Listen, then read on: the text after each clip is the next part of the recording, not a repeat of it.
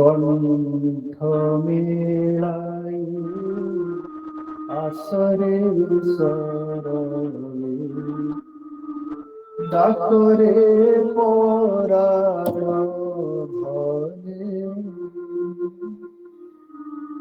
কণ্ঠ মিলাই আসরে সরলে ডাকরে পরাণ ধনে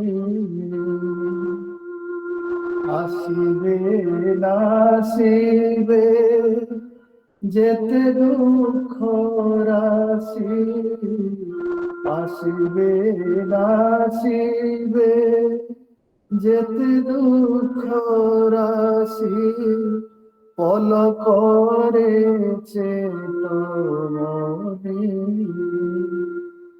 ডাকরে পরাণ ধনে কণ্ঠ মিলাই আসরে সরবে ডাকরে পরাণ ধনে মন মন্দির দুয়ার বেলাই ভকতির দীপ জালি মন মন্দির দুয়ার বেলাই ভকতির দীপ জালি আণ প্রিয়তম দেবতারে ডাকি পদে হই ছাড়ি সবুজম জাল তুটিব মনরু সবুজম জাল তুটিব মনরু আসিবে যে বেশি দিনে ডাকরে পরাণ ধনে সে যে জীবনর সাথী চিরকাল নদী ও মনু পাশরি সে যে জীবনর সাথী চিরকাল নদী ও মনু পাশরি ডাকিলা পরি তু ডাকিলে আসিবে সবু দোষ ক্ষমা করি ডাকিলা পরি তু ডাকিলে আসিবে সবু দোষ ক্ষমা করি কিয়ে সে ন জানে করুণা সাগর কিয়ে সে ন জানে করুণা সাগর সে কাতিবি ভুবনে ডাকরে পরাণ ধনে কণ্ঠ মিলাই আসরে সরবে ডাকরে পরাণ ধনে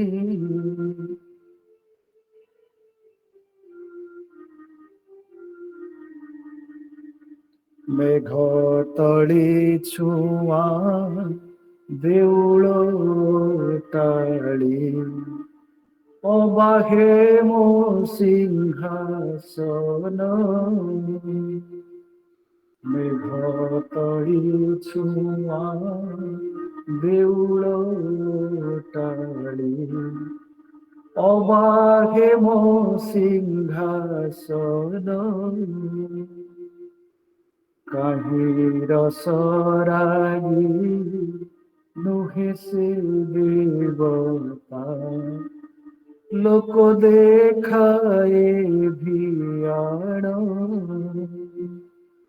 ମନ ଦୃଢ଼ କରି ଡାକିଲେ ବସନ୍ତି, ମନ ଦୃଢ଼ କରି ଡାକିଲେ ବସନ୍ତି, ଧିଆନି ମନ ଆସନ, ଧିଆନି ମନ ଆସନ। কণ্ঠ মেলাই আসরে সরবে, ডাকরে পরাণ ধনে, আসিবে নাসিবে যেতে দুঃখ রাশি, আসিবে নাসিবে যেতে দুঃখ রাশি, পলকরে চেতমনে, ডাকরে পরাণ ধনে, ডাকরে পরাণ ধনে।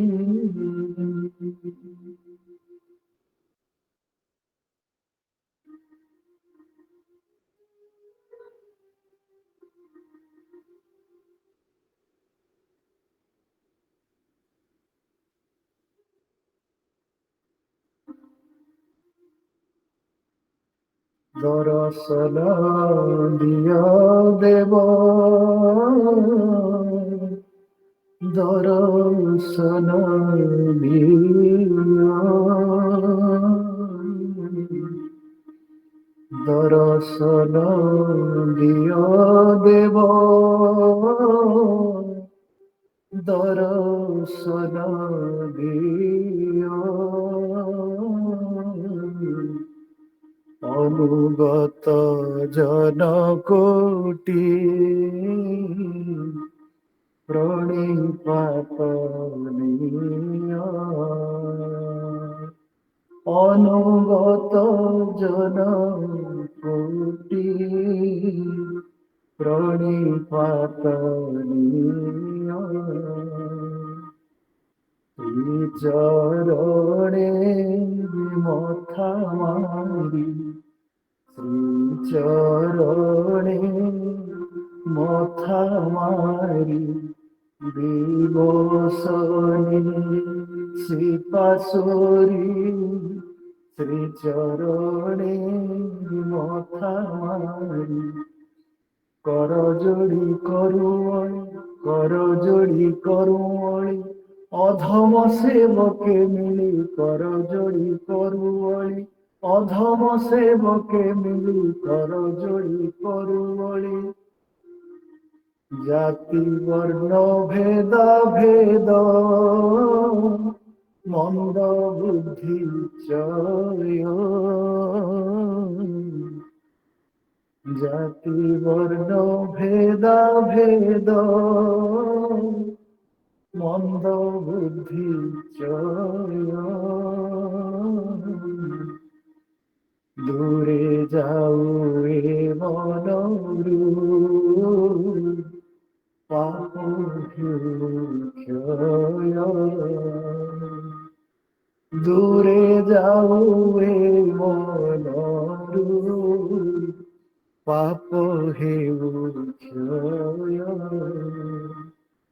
ভিক্ষা মাগো অনুদিন, প্রভু ভিক্ষা মাগো অনুদিন, করো কৃপা বিতরণ, ভিক্ষা মাগো অনুদিন, করো কৃপা বিতরণ, ভিক্ষা মাগো অনুদিন। লভি তুমর শরণ, লভি তুমর শরণ, মানব হেউ মহান, লভি তুমর শরণ, ମାନବ ହେଉ ମହାନ ଲଭି ତୁମର ଶରଣ କରୁଣା ବାରି ବରଷ आहे প্রেমময় করুণা বারি বরষ आहे প্রেমময় আস হে ঠাকুর আস পরশন আস হে ঠাকুর আস পরশন আস হে ঠাকুর আস পরশন দূর হেউ হে অজ্ঞান দূর হেউ হে অজ্ঞান জীবন হেউ হে ধন্য দূর হেউ হে অজ্ঞান জীবন হেউ হে ধন্য দূর হেউ হে অজ্ঞান গাই তুম গুণগান গাই তুম গুণগান ভুলি শয়ন সপন গাই তুম গুণগান ভুলি শয়ন সপন গাই তুম গুণগান গাই তুম গুণগান ভুলি শয়ন সপন গাই তুম গুণগান ভুলি শয়ন সপন জয় গুরু জয় গুরু জয় গুরু জয় গুরু জয় গুরু জয় গুরু জয় গুরু জয় গুরু।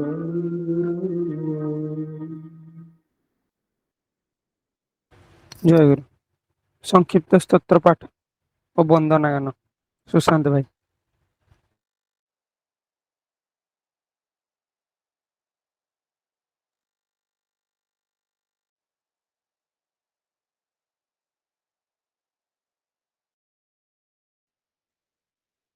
ॐ ब्रह्मानन्दं परमसुखदं केवलं ज्ञानमूर्तिं द्वन्द्वातीतं गगनसदृशं तत्त्वमस्यादिलक्ष्यम् एकं नित्यं विमलमचलम् सर्वधी साक्षिभूतं भवातीतं त्रिगुणरहितं सद्गुरुं त्वं नमामि। ॐ चैतन्यं शाश्वतं शान्तं व्यमातीतं निरञ्जनं बिन्दुनादकलातीतं तस्मै श्रीगुरवे नमः। गुरुब्रह्मा गुरुविष्णु गुरुदेवो महेश्वर गुरुरेव परं ब्रह्म तस्मै श्रीगुरवे नमः। अज्ञानतिमिरान्धस्य ज्ञानाञ्जनशलाकया चक्षुरुन्मिलितं येन तस्मै श्रीगुरवे नमः। ज्ञानशक्तिसमारूढं तत्त्वमालाविभूषितं भुक्तिमुक्तिप्रदातारं तस्मै श्रीगुरवे नमः। सर्वश्रुतिशिरोरत्न विराजितपदाम्बुजं वेदान्तं भुजसुर्जाय तस्मै श्रीगुरवे नमः।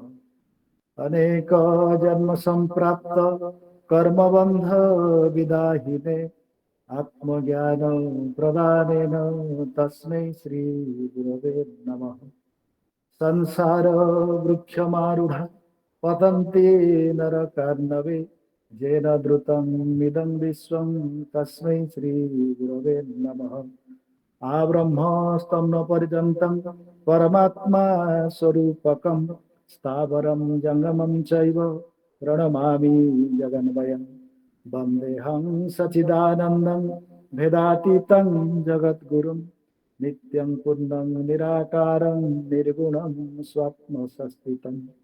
न गुरुरधिकं तत्त्वं न गुरुरधिकं तपः तत्त्वज्ञानात् परं नास्ति तस्मै श्री गुरवे नमः। गुरुरादिरनादिश्च गुरुः परमदैवतं गुरुः परतरं नास्ति तस्मै श्री गुरवे नमः। मन्नाथो श्री जगन्नाथो मद्गुरुः श्री जगद्गुरुः मदात्मा सर्वभूतात्मा तस्मै श्री गुरवे नमः। नित्यं शुद्धं निराभासं निराकारं निरञ्जनं नित्यबोधं चिदानन्दं गुरुब्रह्म नमाम्यहम्।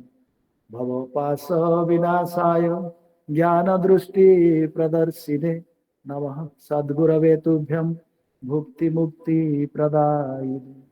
नराकार परं ब्रह्म रूपाय ज्ञानहारिणे आत्मज्ञान प्रदानेन तस्मै श्री गुरवे नमः।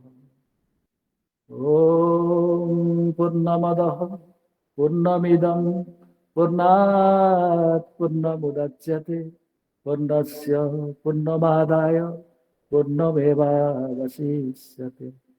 ॐ शान्तिः शान्तिः शान्तिः। हरि ओम तत्सत्। यदक्षरं परिभ्रष्टं मात्राहीनं च यद्भवेत् तत्सर्वं क्षम्यतां देव प्रसीद परमेश्वर। ध्यानमूलं गुरुर्मूर्तिः पूजामूलं गुरुः पदं मन्त्रमूलं गुरुर्वाक्यं मोक्षमूलं गुरुः कृपा। त्वमेव माता च पिता त्वमेव त्वमेव बन्धुश्च सखा त्वमेव त्वमेव विद्या द्रविणं त्वमेव त्वमेव सर्वं मम देव देव।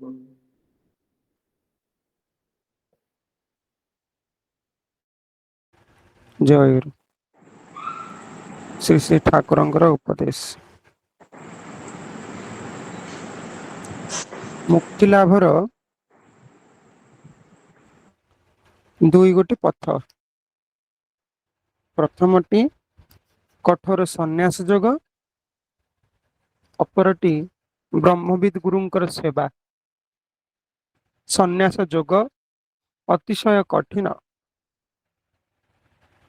ଅବଶ୍ୟ ଏ ପଥରେ ଯେ ମାନେ ସନ୍ନ୍ୟାସ ପଥରେ ଯେ ସିଦ୍ଧ ମହାପୁରୁଷ ନାହାନ୍ତି ଏପରି ନୁହେଁ।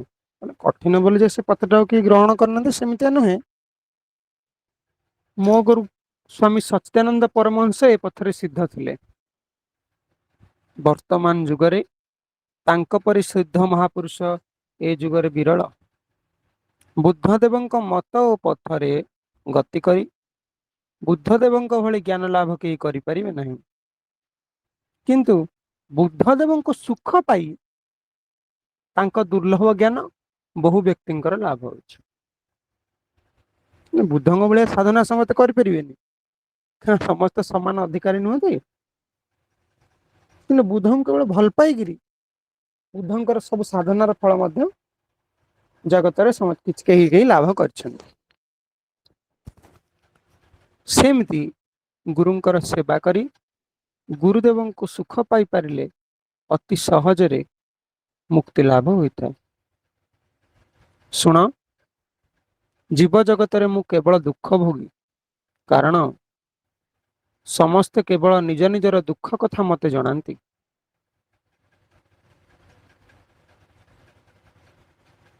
କେହି ସୁଖ କଥା ନେଇ ମୋ ସହିତ ଆଲୋଚନା କରନ୍ତି ନାହିଁ। ଦୁଃଖ କଥାଟା କ'ଣ କି, ଆମେ ଯୋଉ କଥାରେ ଦୁଃଖ ଭୋଗ କରୁ, ସେ କଥାଟା ହଉଛି ଦୁଃଖ। ସଂସାରିକ କାମନା ବାସନା ଏଇସବୁ କଥା ଗୁଡାକ ହେଲା ଦୁଃଖ। ଠାକୁରଙ୍କୁ ତ ଆମେ ସେ ଜିନିଷ ତା ଛଡା ଅନ୍ୟ ଜିନିଷ ମାଗୁନାହିଁ, କାହିଁକିନା ଆମେ ଭାବୁଛୁ, ଗତ ଅଧିବେଶନରେ ଆଲୋଚନା ହଉଥିଲା ପରା, ଯେ ଟଙ୍କା ମିଳିଲେ ସୁଖ, ପଇସା ମିଳିଲେ ସୁଖ, ଭଲ ଗାଡି ମିଳିଲେ ସୁଖ, ଭଲ ଘର ମିଳିଲେ ସୁଖ, ଏଇ ଜିନିଷ ଆମ ଧାରଣାଟା ହଉଛି ସେଇଆ। କିନ୍ତୁ କେବଳ ଭଗବାନଙ୍କୁ ବା ଠାକୁରଙ୍କୁ ଚାହିଁଲେ ପ୍ରକୃତି ବା ମା କଣ କରିବେ ନା ଦେଖିବେ ଯେ ଆରେ ଏଠି କଣ ଆସିଲେଣି ଠାକୁର ରହିବେ, ତେବେ ସେଠାରେ ମତେ ୟା ପାଖେ ତ ନିଜର ଖାଇବାକୁ ନାହିଁ, ଇଏ ମୋ ସ୍ୱାମୀଙ୍କୁ କଣ ଖାଇବାକୁ ଦବ। ସେ କ୍ଷେତ୍ରରେ ପ୍ରକୃତି ତାର ସବୁ ବିଧାନ କରିଥାନ୍ତି, କିନ୍ତୁ ବହୁ ଭକ୍ତଙ୍କର ହେଇଛି।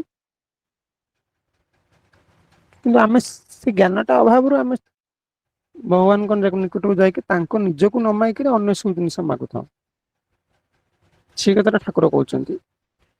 ଆଉ ସୁଖ କଥାଟା ହେଲେ ଭଗବାନଙ୍କ କଥା, ଭଗବାନଙ୍କ କଥାଟା ହିଁ ସୁଖ। ଗତ ଅଧିବେଶନ ତ ସବୁ ଆଲୋଚନା ହଉଥିଲା ସେ ବିଷୟରେ, ଯେ ଆମେ ଭାବୁ ଏଇ ଜିନିଷଟା ମାଗିଲେ ସୁଖ, ସେ ଜିନିଷଟା ସୁଖ ନଥାଏ, କାହିଁକିନା ସେ ଜିନିଷଟା ପାଇଲା ପରେ ପୁଣି ଆଉ ଗୋଟେ ବା ତାଠୁ ଆଉ ଟିକେ ଅଧିକ ପାଇବାକୁ ଇଚ୍ଛା ହୁଏ। ମାନେ ସେ ଜିନିଷଟା କେବେ ସରେ ନାହିଁ, ସେ କାମନାଟା କେବେ ସରେ ନାହିଁ। କିନ୍ତୁ ଭଗବାନଙ୍କୁ ପାଇଲେ ବି ସମାନ କଥା। ତାଙ୍କୁ ଯେତେ ପାଇଲେ ବି ଆହୁରି ପାଇବାକୁ ଇଚ୍ଛା ହୁଏ, କିନ୍ତୁ ଏଠାରେ ଥାଏ ଏଇ ଜିନିଷଟା ପାଇଲା ପରେ ଦୁଃଖ ଥାଏ, କିନ୍ତୁ ସେଇ ଜିନିଷଟା ପାଇଲା ପରେ ଯୋଉ ବିରହ ହୁଏ, ସେଇଟା ଭିତରେ କିନ୍ତୁ ଥାଏ କଣ ଅନନ୍ତ ଅସୀମ ସୁଖର ସାଗର। ଭଗବାନଙ୍କ ଯୋଉ ବିରହ ଆଉ ବିଷୟର ଯୋଉ ବିରହ, ଏହା ଭିତରେ ଫରକ ନାହିଁ। ଜଣେ ସମ୍ପତ୍ତି ପାଇଁ କାନ୍ଦୁଛି, ଆଉ ଜଣେ ଭଗବାନଙ୍କ ପାଇଁ କାନ୍ଦୁଛି, କିଏ ବେଶୀ ସୁଖୀ? ସେଇ କଥାଟା ସେ କହିଛନ୍ତି, ସୁଖ କଥାଟା ନେଇ ମୋ ସହିତ କେହି ଆଲୋଚନା କରନ୍ତି ନାହିଁ। କାରଣ ଅବିଚ୍ଛିନ୍ନ ସୁଖ ଭୋଗ ସମସ୍ତେ ଚାହାନ୍ତି। ସାମାନ୍ୟ ଦୁଃଖ ଆସିଲେ ସେମାନେ ବିଚଳିତ ହୋଇପଡନ୍ତି। ସେମାନେ ମନେ କରନ୍ତି ଏ ସଂସାର ସୁଖ ଭୋଗ ପାଇଁ, କିନ୍ତୁ ସେପରି ଭାବିବା ଠିକ ନୁହେଁ, କାରଣ ଏ ସଂସାର ହଉଛି କର୍ମଭୂମି। ଏଠାରେ କର୍ମ କରିବାକୁ ଗଲେ ତ ଦୁଃଖ ନିଶ୍ଚୟ ମିଳିବ। ଦୁଃଖ କଷ୍ଟ ଆମ ଜ୍ଞାନ ବୁଦ୍ଧିର ପରୀକ୍ଷା ସ୍ଥଳ। ଦୁଃଖ କଷ୍ଟ ସମୟରେ ଆମେ ଯଦି ବିଚଳିତ ହୋଇପଡ଼ିବା, ଦୁଃଖକୁ ଯଦି ଆମେ ବରଣ କରି ନ ନେବା, ତେବେ ଆମ ଜ୍ଞାନ ବୁଦ୍ଧି ଥାଇ କିଛି ଲାଭ ନାହିଁ। ଅପରର ଦୁଃଖ କଷ୍ଟକୁ ନିଜ ଅନ୍ତରରେ ଅନୁଭବ କରି ପ୍ରତିକାର କରିବା ହିଁ ପ୍ରକୃତ ନୀତି ଶିକ୍ଷା।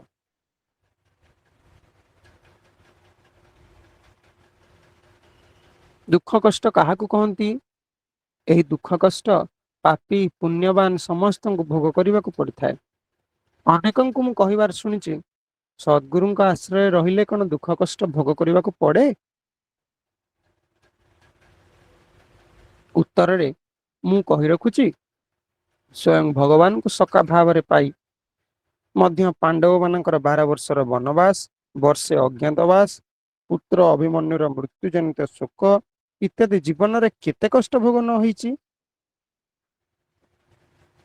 ସେମାନେ ଦୁଃଖ ପରେ ଅନନ୍ତ ସୁଖ ଭୋଗ କରିଛନ୍ତି। ଦୁଃଖ କଷ୍ଟ ହିଁ ପ୍ରକୃତ ସୁଖର ମୂଳ, ଏହା ତ କେହି ବୁଝନ୍ତି ନାହିଁ। ଆମର ନାରାୟଣ ଦେବୀ ଏଇ କଥାଟାକୁ ବଢିଆ ଜାଗାରେ ଲେଖିଛନ୍ତି, ନୀଳାଚଳ ଠାକୁର ନିଗମାନନ୍ଦାରେ। ଛୁଞ୍ଚି ସୂତାରେ ଆମେ ଛୁଞ୍ଚିଟା ମାଳଟେ ଗୁନ୍ଥିବା ଠାକୁରଙ୍କ ପାଇଁ, ହାର ସିଲେଇ କରିବା, କଣ କରିବା? ତମେ ସୂତାଟାକୁ ଏକ ଛୁଞ୍ଚିର ଯୋଉ ଭିତର ପଛେ ଗଳେଇକିନି ସମାନ କଲେ ସୂତାରେ ସିଲେଇ କରିବା। ଛୁଞ୍ଚିରେ ସୂତା ଆଗ ଗଳେଇଲେ ସିନା ଯାହା କରିବା। ସୂତାରେ ଯଦି ଟିକେ ଆଂଶୁ ରହିଯାଇଥିବ, ସେଟା ସେ ଛୁଞ୍ଚି ଭିତରେ ପଶିବ ନାହିଁ। ନାରାୟଣ ଦେବୀ ସେଇଠି କହିଛନ୍ତି, ଛୁଞ୍ଚିରେ ସୂତାରେ ଟିକେ ଆଂଶୁ ଥିବ, ସେ ଛୁଞ୍ଚି ଭିତରେ ପଶିବ ନାହିଁ, ଗଳିବ ନାହିଁ। ସେ କ୍ଷେତ୍ରରେ ସେ ଦେହରୁ କେମିତି ଆଂଶୁ ଗୁଡାକ ବାହାରିବ, ସେ ପ୍ରୟତ୍ନ କରିବା ଦରକାର।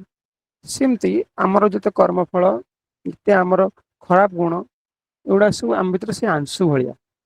ଏଇଗୁଡାକ ଯଦି ଆମ ଭିତରେ ଲାଗିକି ରହିବ ଆମ ଦେହରେ, ଆମେ କଦାପି ଠାକୁରଙ୍କ ରାଜ୍ୟକୁ ପ୍ରବେଶ କରିପାରିବା ନାହିଁ। ବାଜିବ। ସେଥିପାଇଁ ଭଗବାନ କଣ କରନ୍ତି, ଏ ଆଂଶୁ ବା କ୍ଷିଅ ଗୁଡାକ ସବୁ କାଢି ଦିଅନ୍ତି। ତା ଫଳରେ ଆରାମ ସେ ତାଙ୍କ ରାଜ୍ୟକ୍ରମ ପଶିପାରେ। ସେଇ ଗୋଟାକ ହଉଛି ଦୁଃଖ କଷ୍ଟ। ଉତ୍ତରରେ ମୁଁ ଭାଇ କହି ଭାଇ ଜୟଗୁରୁ ଭାଇ। କହୁନାହାନ୍ତି। ହଁ ହଁ ସେଇ ଦୁଃଖ ଉପରେ ଗୋଟେ ପ୍ରଶ୍ନ ପଚାରୁଥିଲେ ନାରାୟଣୀ ମାଙ୍କୁ ଗୁରୁଦାସ ମିତ୍ର ଖୋକା। ସିଏ ଆଜ୍ଞା ତ ତାଙ୍କର ବାଲ୍ୟ ବନ୍ଧୁ। ତାଙ୍କୁ ଥରେ କହିଲେ ଲିଲୁ ତାଙ୍କ ଜୀବନ ତ ଅତ୍ୟନ୍ତ କଷ୍ଟ ଆଲୋଚନାରେ ରଖିଛେ, କେତେ ଦେହ ଖରାପ କେତେ ପଇସା ପତ୍ର। ଠାକୁର ଚାଲିଗଲା ପରେ ସୁରବାଳା ମା କହିଲେ ଲୋକ ସମସ୍ତେ ବଦଳି ଗଲେ, ଫାଇନାନ୍ସିଆଲି ସବୁ ପ୍ରକାର ହଇରାଣ। ଆଚ୍ଛା ସେ ସୁରବାଳା ମା ବି କହିଛନ୍ତି ରଗଣା ଝିଅ ଟିକେ ଧରିକିରି ମୁଁ କେତେ ଯୋଉ କଷ୍ଟ ବାରମ୍ବାର ସ୍ଥାନ ପରିବର୍ତ୍ତନ ପାଇଛି। ହଁ ତାଙ୍କୁ ପଚାରିଲେ ଖୋକା ଯେ ଆଉ ଇଏ ଲିଲୁ ତମେ ତ ଠାକୁରଙ୍କର ଅତ୍ୟନ୍ତ ପ୍ରିୟ, ତାଙ୍କର କୋଳରେ ବଢିଛ ତ ତମକୁ ଏତେ କଷ୍ଟ କଣ ପାଇଁ? ସେ ବଢିଆ ଉତ୍ତର ଦେଇଥିଲେ, କହିଲେ ଖୋକା ସେ ନିଜ ଜନ ବୋଲି ହିଁ ତ ସେ ମତେ ଦୁଃଖ ଦେଇଛନ୍ତି, ନିଜ ଜନ ଉପରେ ତାଙ୍କର ବେଶୀ ଅଧିକାର। ଆଉ ତାଙ୍କ ନିଜ ଲୋକ ଛଡା ଦୁଃଖ କଷ୍ଟ ଅଧିକା କେହି ସହିପାରିବ, ତାଙ୍କ ଏଇଟା ତ ତାଙ୍କ ଦିଆ ଉପହାର। ଏ ଉତ୍ତର ଟା ଭଲ ଲାଗିଥିଲା ତ କହିଲି ଜୟ। ଆଜ୍ଞା। କାରଣ ଯିଏ ତାଙ୍କ ନିଜ ଲୋକ ସେ ଚାହିଁବେ ନା କେମିତି ଶୀଘ୍ର ମୋ ପାଖକୁ ଆସୁ ବୋଲି। ସେଥିପାଇଁ ବେଶୀ କଷ୍ଟ ଦିଅନ୍ତି। ଦୁଃଖ କଷ୍ଟ ହିଁ ପ୍ରକୃତ ସୁଖର ମୂଳ। ପ୍ରକୃତ ସୁଖ ମାନେ ଭଗବାନ। ଯେତେ ଦୁଃଖ କଷ୍ଟ ଯେତେ ଶୀଘ୍ର ଭୋଗ କରିବ ସେତେ ଶୀଘ୍ର ତାଙ୍କ ପାଖକୁ ଯିବ। ମା ମୋର ନାଁ ଟା ମନେ ପଡୁନି ପ୍ରିୟମ୍ବଦା ମା କହିପାରିବେ। ଠାକୁରଙ୍କୁ ମାଗିଥିଲେ ଯେ ମୁଁ ଗୋଟିଏ ଜନ୍ମରେ ମୋର ମୁକ୍ତି ଲାଭ ହଉ। ଏବେ ଠାକୁର ଆଜି କହିଲେ ପାରିବ। କହିବେ ଆଜି ତାଙ୍କ ବିଷୟରେ ଆଜି କହିବା ସେ ହଁ ବିଷୟଟି କଣ ସୁଧୀର ନାଁ ଟା ରଞ୍ଜନ। ସୁଧୀର ରଞ୍ଜନ ସୁଧୀର ଦାସ। ରଞ୍ଜନ ଭାଇ ବେଲଘରିଆର ସୁଧୀର ହଁ ମାନେ ତାଙ୍କୁ ଦୁଇ ତାଙ୍କ ଜଣ ପତ୍ନୀ ବାହା ହେବାକୁ ପଡିଥିଲା। ତିନି ମାନେ ଜଣ ତିନି ଠାକୁରଙ୍କ ଜଣ ତିନି ନମ୍ବର। ତିନି ଜଣ ହଁ ତିନି ଜଣ ଶେଷରେ ମାନେ ଦୁଃଖ କଷ୍ଟ ଏତେ ଶେଷ ଜୀବନରେ ବଢିଗଲା ଯେ ମାନେ କହିବାର ନାହିଁ। କାହିଁକିନା ଗୋଟେ ଜନ୍ମ ଠାକୁର ତାଙ୍କ ପାଖକୁ ଯିବ। ବର୍ଷ ଯେତେ ଜୀବନ ସାରା ଯେତେ ପ୍ରାରବ୍ଧ ସବୁ ଗୋଟେ ଜନ୍ମରେ ଭୋଗ ହବ। ସେ ମାନେ କହିଲେ ସେଟା ତ ଭାବି ଚିନ୍ତି ଦେଖ ଗୋଟିଏ ଜନ୍ମରେ ରାଜା ଆଉ ଫକୀର ଦୁଇଟା ଯାକ ହବାକୁ ପଡିବ ରାଜି ତ। ହଁ ବାସ୍ ତେଣୁ ସେୟା ହଉଛି କଥା। ତେଣୁ ଦୁଃଖ କଷ୍ଟ ହଉଛି ପ୍ରକୃତ ସୁଖର ମୂଳ। ପ୍ରକୃତ ସୁଖ ହେଲେ ଭଗବାନ ବା ଠାକୁର ତାଙ୍କୁ ପାଇବାକୁ ତେଣୁ ଯିଏ ଯେତେ ଶୀଘ୍ର ତାଙ୍କୁ ପାଇବାକୁ ଚାହିଁବ ସେତେ ଦୁଃଖ କଷ୍ଟ ତା ଜୀବନରେ ବା ସେ ଯାହାକୁ ବେଶୀ ଭଲ ପାଇବେ ତାକୁ ତା ପାଖକୁ ଟାଣିବେ। ସେତେବେଳେ ତା ଜୀବନରେ ବେଶୀ ଦୁଃଖ କଷ୍ଟ। ତେଣୁ ଯଦି ଆମ ପାଖରେ ଦୁଃଖ କଷ୍ଟ ଆମ ଜୀବନରେ ଅଛି ଆମକୁ ବୁଝିବାକୁ ହବ ଯେ ଠାକୁର ଆମକୁ ଟାଣୁଛନ୍ତି, ଭଗବାନ ଆମକୁ ଟାଣୁଛନ୍ତି। ନହେଲେ ଦୁଃଖ କଷ୍ଟ ଆମକୁ ମିଳନ୍ତା ନାହିଁ। ଦୁଃଖ କଷ୍ଟ ହିଁ ତ ପ୍ରକୃତ ସୁଖର ମୂଳ। ଏଇଥିପାଇଁ କୁହାଯାଇଛି ପ୍ରକୃତ ସୁଖ ମାନେ ଦୁଃଖ କଷ୍ଟ ଭୋଗ ହେଲା ମାନେ ଜାଣିବ ଯେ ସିଏ ତମକୁ ଟାଣୁଛନ୍ତି। ଏହା ତ କେହି ବୁଝନ୍ତି ନାହିଁ। ମାନବ ଯେଉଁ ପରିମାଣରେ ଦୁଃଖ କଷ୍ଟ ସହ୍ୟ କରିବ ସେହି ପରିମାଣରେ ଝଡଝଞ୍ଝା ମଧ୍ୟ ଦେଇ ଅଗ୍ରସର ହୋଇପଡିବ। ତାହା ଫଳରେ ସେ ସେତିକି ଉନ୍ନତି ପଥରେ ଆଗେଇ ଯାଇପାରିବ। ଆପଦ ବିପଦ ଦ୍ଵାରା ମନୁଷ୍ୟତ୍ଵର ବିକାଶ ହୁଏ। ତେଣୁ କହୁଛି ଦୁଃଖ କଷ୍ଟକୁ ଆନନ୍ଦରେ ବରଣ କରନ୍ତୁ। ଜୟ ଗୁରୁ ପ୍ରାର୍ଥନା ଗାନ। ଜୟ ଗୁରୁ।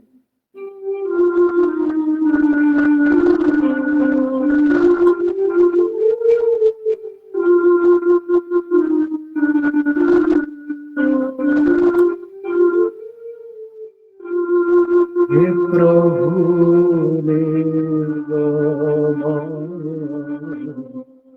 प्रणाति हेन चरण तले निवेदन मायार संसारे जाऊछु सरे मायार संसारे जाऊछु सरे भरोसा दिएका चरण तरी आशीष तुमर पवित्र करो जीवन आमर आशीष तुमर मनुष्य रे तुमे सभी कहुअछ बुझी न हुए କହୁଅଛ ଯାହା ଭୁଲି ନ ହୁଏ, ଅଭାଗା ଜନରେ ଶରଣ ଦିଅ, ଅଭାଗା ଜନରେ ଶରଣ ଦିଅ, କରୁଣା କଣାସିରେ ମୋର ସୁଧାଧାର ପବିତ୍ର ହେଉ ଜୀବନ ଆମର, ସୁଧାଧାର ଗଢ଼ି ଦିଅ ଦେବ ମନୁଷ୍ୟ କରି, ଗଢ଼ି ଦିଅ ଦେବ ମନୁଷ୍ୟ କରି, ଶ୍ରୀଚରଣ ତଳେ ଭିକ୍ଷା ମରି, ଆନକେ ଶୁଣିବ ଆମ ଗୁହାରି, ଆନକେ ଶୁଣିବ ଆମ ଗୁହାରି, ତୁମେ କା ଭବ ସିନ୍ଧୁ ଦାଉରି, କୁବେର ସମ୍ପତ୍ତି, କୁବେର ସମ୍ପତ୍ତି, ଆଶା ନାହିଁ ଦିଅ ଚିର ତୃପତି, କୁବେର ସମ୍ପତ୍ତି,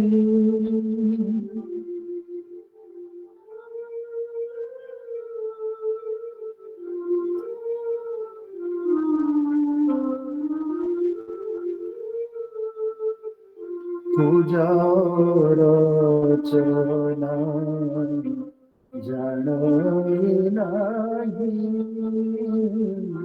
ପୂଜାର ଚନା ଜାଣଇ ନାହିଁ, କୃପା କରି ଦିଅ ପ୍ରେମ ଶିଖାଇ, কৃপা করে দিও প্রেম শিখাই, ডাকিবি শ্রী গুরু ভক্তি ভরে, ডাকিবি শ্রী গুরু ভক্তি ভরে, মথানু আই চরণ তলে, শিবিবি কয়র মথানু আই চরণ তলে, শিবিবি কয়র গুরুদাস হই বাঞ্ছ মনর, শিবিবি কয়র গুরুদাস হই বাঞ্ছ মনর, শিবিবি কয়র, শিবিবি কয়র। জয় গুরু। ଜୟ ଗୁରୁ। ପରବର୍ତ୍ତୀ ଶାସ୍ତ୍ର ପାଠ କରିବା ନିମନ୍ତେ ମୁଁ ଆମ ବୟସ୍କ ଗୁରୁ ଭାଇ କାଞ୍ଚନାରାୟଣ ମହାନ୍ତି ଭାଇଙ୍କୁ ଅନୁରୋଧ କରୁଛି। ଆଜିର ଆଲୋଚ୍ୟ ବିଷୟ ହେଉଛି ସଂଘ ସେବକ ପ୍ରଥମ ଭାଗ ତୃତୀୟ ସଂଖ୍ୟା। ଅତି ଗୁରୁତ୍ୱପୂର୍ଣ୍ଣ ବିଷୟ। ସଂଘ ଶକ୍ତି କହିଲେ କ'ଣ, ସଂଘ କାହା ଉପରେ ତିଷ୍ଠେ, ସଂଘଟା କେମିତି ଚିରସ୍ଥାୟୀ ହୁଏ, ମାନେ ଏଇସବୁ କଥାର ପ୍ରଥମ ଭାଗରେ ବିଶେଷ ଭାବରେ ଆଲୋଚନା କରାଯାଇଛି। ମାନେ ଆମ ସମସ୍ତଙ୍କ ପାଇଁ ଶିକ୍ଷଣୀୟ ବିଷୟ। ମୁଖ୍ୟତଃ ଫଣ୍ଡାମେଣ୍ଟାଲ ଯୋଉ ଜିନିଷ ଗୁଡାକ ସଂଘ କହିଲେ କଣ, ସଂଘ କାହିଁକି, ଆମେ କାହିଁକି ସଂଘକୁ ଆସିଛୁ, ଠାକୁର କଣ ପାଇଁ ସଂଘ ଗଠନ କଲେ, ଏଇସବୁ ଜିନିଷ ଗୁଡା ସଂଘ ସେବକ ପ୍ରଥମ ଭାଗରେ ରହିଛି। ସେସବୁ ବିଷୟ ଆମେ ଆଜି ଶୁଣିବା। ଜୟଗୁରୁ। ଜୟଗୁରୁ। ନିତ୍ୟଂ ଶୁଦ୍ଧଂ ନିରଞ୍ଜନମ୍ ସଚିଦାନନ୍ଦ ବିଗ୍ରହମ୍ ଦ୍ୱୈତାଦ୍ୱୈତ ବିବର୍ଜିତମ୍ ଗୁରୁ ବ୍ରହ୍ମ ନମାମ୍ୟହମ୍। ନିବେଦନ। ପରମାରାଧ୍ୟତମ ଶ୍ରୀ ଶ୍ରୀ ଠାକୁର ମହାରାଜ ମନୁଷ୍ୟତ୍ୱ ସମ୍ବନ୍ଧରେ ବିଭିନ୍ନ ସ୍ଥାନରେ ବିଭିନ୍ନ ବିଷୟକୁ ଅବଲମ୍ବନ କରି ଯେଉଁ ସବୁ ଉପଦେଶ ପ୍ରଦାନ କରିଛନ୍ତି, ସେଥିମଧ୍ୟରୁ ସଂଘ ସେବକର ତୃତୀୟ ଖଣ୍ଡରେ ଅଳ୍ପ କେତେକାଂଶ ମାତ୍ର ପ୍ରକାଶିତ ହୋଇଅଛି। ଏ ସମ୍ବନ୍ଧରେ ତାଙ୍କର ଅନ୍ୟାନ୍ୟ ଭାବଧାରାମୂଳକ ଆଲୋଚନା ପରବର୍ତ୍ତୀ ଖଣ୍ଡମାନଙ୍କରେ ପ୍ରକାଶ କରାଯିବ। ଶ୍ରୀ ଶ୍ରୀ ଠାକୁର ସିଦ୍ଧିଲାଭ କରି ଯେତେବେଳେ କର୍ମକ୍ଷେତ୍ରରେ ଅବତୀର୍ଣ୍ଣ ହେଲେ, ସେତେବେଳେ ସେ ସମାଜର ଅବସ୍ଥା ଅବଲୋକନ କରି ଭବିଷ୍ୟତ ସମାଜରେ କିପରି ଆଦର୍ଶ ତ୍ୟାଗୀ ମନୁଷ୍ୟଙ୍କର ଆବିର୍ଭାବ ହୋଇପାରିବ, ସେଥିପାଇଁ ବିଶେଷ ଭାବରେ ଯତ୍ନବାନ ହେଲେ। ମନୁଷ୍ୟ ଭିତରେ କେତେଗୁଡ଼ିଏ ଦୈବୀ ଗୁଣର ବିକାଶକୁ ସେ ଧର୍ମ ବୋଲି ମନେ କରୁଥିଲେ। ପ୍ରତ୍ୟେକ ମାନବ ଜ୍ଞାନାଲୋଚନା କରିବା ସଙ୍ଗେ ସଙ୍ଗେ କିପରି ଧର୍ମାଚରଣ ମଧ୍ୟ ଦେଇ ସମାଜରେ ପ୍ରକୃତ ମନୁଷ୍ୟତ୍ୱର ଅନୁଶୀଳନରେ ପ୍ରବୃତ୍ତ ହେବେ, ଏହା ହିଁ ଥିଲା ତାଙ୍କର ପ୍ରାଣଗତ ଆକାଂକ୍ଷା। ସେ କେବଳ ଉପଦେଶ ପ୍ରଦାନ କରି ନିଶ୍ଚିନ୍ତ ରହିନଥିଲେ, ସେ ସେବକମାନଙ୍କର ସଂଯମ, ସଦାଚାର, ନିଷ୍ଠା, ଶୃଙ୍ଖଳା ଓ ନୀତି ଜ୍ଞାନର ଏକାନ୍ତ ଅଭାବ ଦର୍ଶନ କରି ଅତିଶୟ ବ୍ୟଥିତ ହେଉଥିଲେ। କେବଳ ନୈତିକ ଚରିତ୍ର ଅଭାବରୁ ଯେ ସେବକମାନଙ୍କର ଆଧ୍ୟାତ୍ମିକ ଉନ୍ନତି ଲାଭ କଷ୍ଟକର ହେଉଅଛି, ଏହା ଜାଣି ସେମାନଙ୍କର ଶିକ୍ଷା ଓ ସାଧନା ନିମିତ୍ତ ଶିକ୍ଷାଶ୍ରମ ଓ ସଂଘ ସ୍ଥାପନ କରିଥିଲେ। ଭାରତର ବିଭିନ୍ନ ଧର୍ମ ଓ ମତଭେଦ ମଧ୍ୟରେ ଅପୂର୍ବ ସମନ୍ୱୟ ଓ ସାମଞ୍ଜସ୍ୟରେ ଏକ ଅଖଣ୍ଡ ଦେଶ ଓ ଜାତିର ଅଭ୍ୟୁତ୍ଥାନ ହେବ ବୋଲି ସେ ଦୃଢ଼ ଆଶା ପୋଷଣ କରିଥିଲେ। କେବଳ ଆଧାର ଶୁଦ୍ଧ ହେଲେ ତାଙ୍କର ଆଶା ଫଳବତୀ ହେବ ବୋଲି ସେ ବିଶ୍ୱାସ କରୁଥିଲେ। ଚିତ୍ତଶୁଦ୍ଧି ପ୍ରଭାବରେ ମନୁଷ୍ୟ ଭିତରେ ଦୈବୀ ଶକ୍ତିର ଆବିର୍ଭାବ ହୁଏ ଓ ସେହି ଦୈବୀ ଶକ୍ତିର ପ୍ରେରଣା ବଳରେ ସେମାନେ ସତ୍ୟ ଉପଲବ୍ଧି କରିପାରନ୍ତି। ତେଣୁ ଶ୍ରୀ ଶ୍ରୀ ଠାକୁରଙ୍କର ଉଦ୍ଦେଶ୍ୟ ଅନୁଯାୟୀ ଆମେ ଚଳିପାରିଲେ ଶ୍ରୀଗୁରୁଙ୍କର ମହିମା ଉଜ୍ଜଳ ଭାବରେ ବିକଶିତ ହୋଇ ଉଠିବ। ଶ୍ରୀଗୁରୁଙ୍କ ଉପଦେଶ ପାଳନ ଓ ତଦନୁସାରେ ଆତ୍ମଗଠନ କରିବା ନିମିତ୍ତ ଆମ୍ଭମାନଙ୍କୁ ସଂଘବଦ୍ଧ ହେବାକୁ ପଡ଼ିବ। ଶିଷ୍ୟ ସେବକମାନଙ୍କ ମଧ୍ୟରେ ଭାତୃଭାବର ପ୍ରତିଷ୍ଠା ହିଁ ସଂଘ ଶକ୍ତି।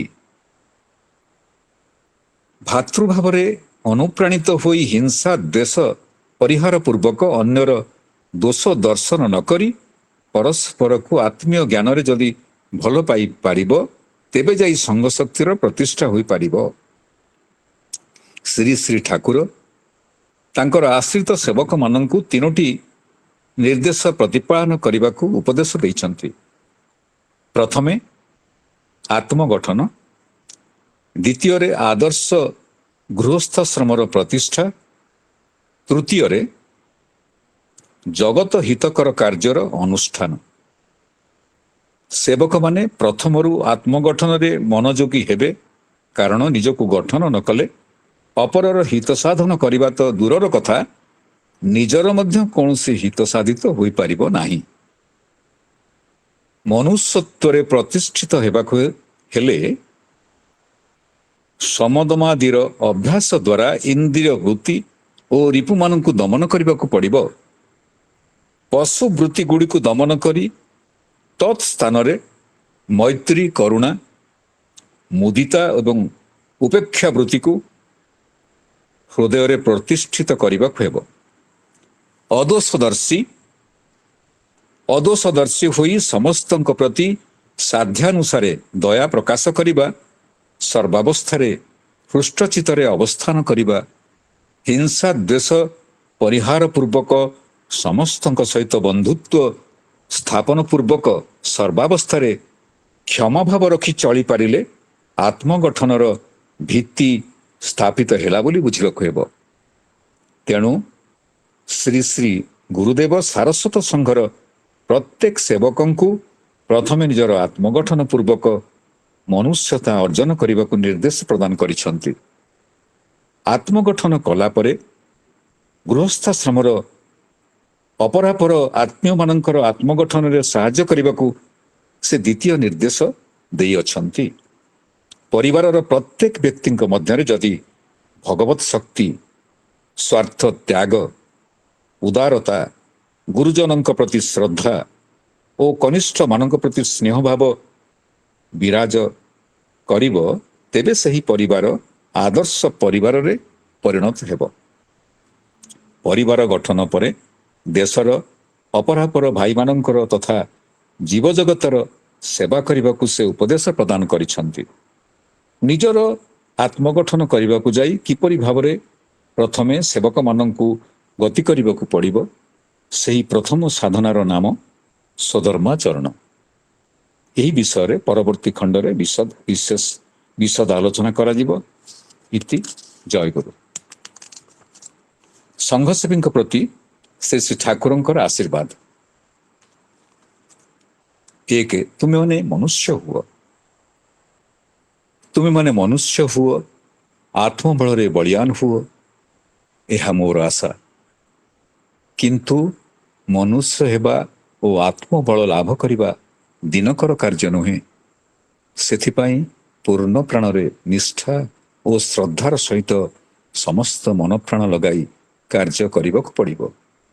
ତାପରେ ଯାଇ ମନୁଷ୍ୟ ନିଜକୁ ମନୁଷ୍ୟ ବୋଲି ପରିଚୟ ଦେବାର ଅଧିକାର ଲାଭ କରିବ।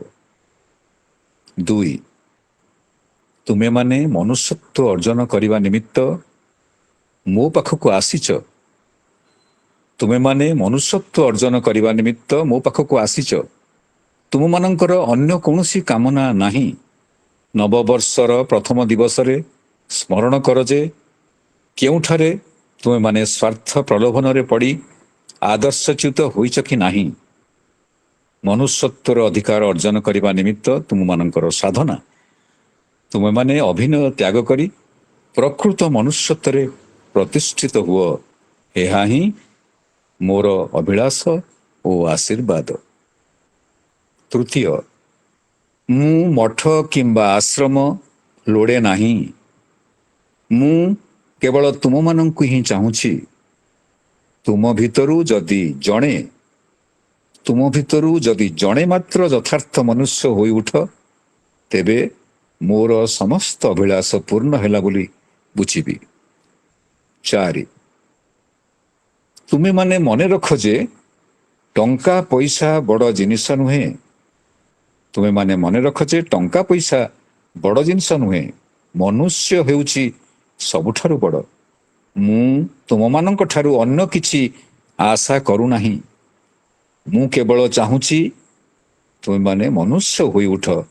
ଧନରତ୍ନ ଜଗତ ସାରା ବିଛାଇ ହୋଇ ପଡ଼ିଛି, ଖୋଜିଲା ମାତ୍ରେ ମିଳିଯିବ, କିନ୍ତୁ ଜଣେ ମନୁଷ୍ୟ ପାଇବା ଦୁର୍ଲଭ। ମନୁଷ୍ୟତ୍ୱ ଅର୍ଜନ କରିବା ବିଶେଷ କଷ୍ଟସାଧ୍ୟ। ମୁଁ ଚାହୁଁଛି ତୁମେମାନେ ମନୁଷ୍ୟ ହୋଇଉଠ। ତୁମମାନଙ୍କ ଭିତରେ ମୁକ୍ତ ପୁରୁଷ ସିଂହ ବିକ୍ରମରେ ଜାଗି ଉଠନ୍ତୁ। ମୁଁ ଯେଉଁ ଆଶା ଓ ଉଦ୍ଦୀପନାରେ ତୁମମାନଙ୍କୁ ଉଦ୍ବୁଦ୍ଧ କରୁଛି, ତୁମେମାନେ ଜଗତର ପ୍ରତ୍ୟେକ ମାନବକୁ ସେହି ଆଦର୍ଶରେ ଉଦ୍ବୁଦ୍ଧ କର, କାରଣ ମନୁଷ୍ୟତ୍ୱର ସାଧନା ସର୍ବାପେକ୍ଷା ଦୁର୍ଲଭ ବସ୍ତୁ। 5. ତୁମେମାନେ କେହି ସିଦ୍ଧିଲାଭ କରିସାରି ମୋର ଆଶ୍ରୟ ଗ୍ରହଣ କରିନାହଁ। ତୁମେମାନେ କେହି ସିଦ୍ଧିଲାଭ କରିସାରି ମୋର ଆଶ୍ରୟ ଗ୍ରହଣ କରିନାହଁ। ତେଣୁ ତୁମ ଭିତରେ ଦୋଷ ତ୍ରୁଟି ନିଶ୍ଚୟ ପରିଲକ୍ଷିତ ହେବ। ସୁତରାଂ ଆତ୍ମଦୋଷ ଗୋପନ କରିବା ସାଧୁତାର ଲକ୍ଷଣ ନୁହେଁ। ନିଜର କିପରି ଚରିତ୍ର ଗଠନ କରିବାକୁ ହୁଏ ତୁମେମାନେ ଜଗତକୁ ଏହି ଶିକ୍ଷା ପ୍ରଦାନ କର, କେବଳ ମନୁଷ୍ୟତ୍ୱ ଅର୍ଜନ କଲେ ଆପଣା ମନକୁ ସମସ୍ତ ଦୈନ୍ୟ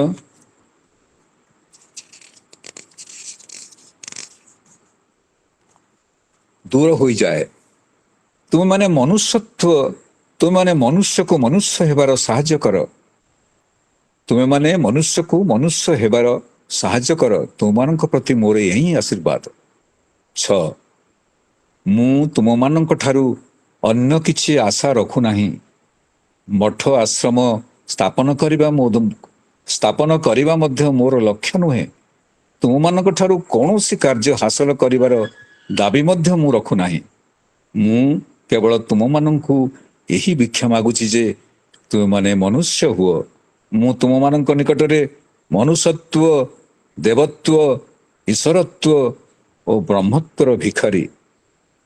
ତୁମେମାନେ ମନୁଷ୍ୟ ହୁଅ, ଦେବତା ହୁଅ, ଈଶ୍ୱର ହୁଅ ଓ ବ୍ରହ୍ମତ୍ୱରେ ପ୍ରତିଷ୍ଠିତ ହୁଅ। ଏହା ହିଁ ମୋର ଆଶା ଓ ଆଶୀର୍ବାଦ। 7. ତୁମେମାନେ ମନୁଷ୍ୟ ହୁଅ। ବର୍ତ୍ତମାନ ଜଗତରେ କେବଳ ମନୁଷ୍ୟର ଅଭାବ ହୋଇଅଛି। ମନୁଷ୍ୟ ହୋଇପାରିଲେ ଅର୍ଥ, ସାମର୍ଥ୍ୟ ଓ ଶକ୍ତି ଆପଣା ମନକୁ ଆସି ଉପସ୍ଥିତ ହେବ। ଆଧାର ଶୁଦ୍ଧ ହେଲେ ତୁମମାନଙ୍କର ସତ୍ୟ ସଂକଳ୍ପକୁ ସିଦ୍ଧି କରିବା ନିମିତ୍ତ ସ୍ୱୟଂ ଭଗବାନ ତୁମ ଭିତରେ ଅବତରଣ କରିବେ।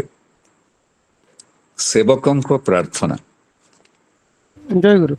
ଜୟ ଗୁରୁ। ରଖିବା ଭାଇ ଆଜ୍ଞା। ହଉ, ଠିକ ଅଛି। ବର୍ତ୍ତମାନ ଲୀଳା କଥା ପରିବେଷଣ କରିବା ନିମନ୍ତେ ପ୍ରିୟମ୍ବଦା ମାଙ୍କୁ ଅନୁରୋଧ କରୁଛୁ। ଜୟ ଗୁରୁ। ପ୍ରାଣର ଆରାଧ୍ୟ ଶ୍ରୀ ଶ୍ରୀ ଠାକୁର ମହାରାଜଙ୍କ ରଙ୍ଗା ଚରଣରେ ଭକ୍ତିଭୂତ ପ୍ରଣାମ। ଉପସ୍ଥିତ ସମସ୍ତ ଭକ୍ତ ଭାଇ ଓ ମା ମାନଙ୍କୁ ମୋର ବିନମ୍ର ଜୟଗୁରୁ ପ୍ରଣାମ। ଆମେ ମାନେ ଗତ ଥର ସନ୍ନ୍ୟାସିନୀ ଶାନ୍ତିମୟୀଙ୍କ ଜୀବନୀ ଆଲୋଚନା କରୁଥିଲେ। ତାଙ୍କର ଜୀବନୀ ଅଛି, ଆହୁରି ଅନେକ କଥା ଅଛି। ଅନେକ ଠାକୁରଙ୍କୁ କିପରି ସେ ପୁରୀ ସମୁଦ୍ରରେ ଠାକୁର ବୁଡି ଯାଉଥିଲେ, ଅଣ୍ଡର କରେଣ୍ଟରେ ପଡିକିରି ତାଙ୍କୁ ସେ ବଞ୍ଚେଇଥିଲେ। ନିଜର ସେମିଜ ଖଣ୍ଡେ ପିନ୍ଧିକି ଲୁଗାକୁ ଫୋପାଡ଼ିକିରି ଭରା ବିମା ଠାକୁର ଉଭୟ ରକ୍ଷା ପାଇ ଯାଇଥିଲେ। ଏଭଳି ଅନେକ କଥା ଅଛି। ତାକୁ ପରବର୍ତ୍ତୀ ସଂଘ ବା ଅନଲାଇନ ସଂଘରେ ଆମେ ଆଲୋଚନା ରଖିବା। ଆଉ ଏଇ ନିକଟରେ ସୁଧୀର ରଞ୍ଜନ ରାୟଙ୍କ କଥା ଏବେ ପଡିଥିଲା।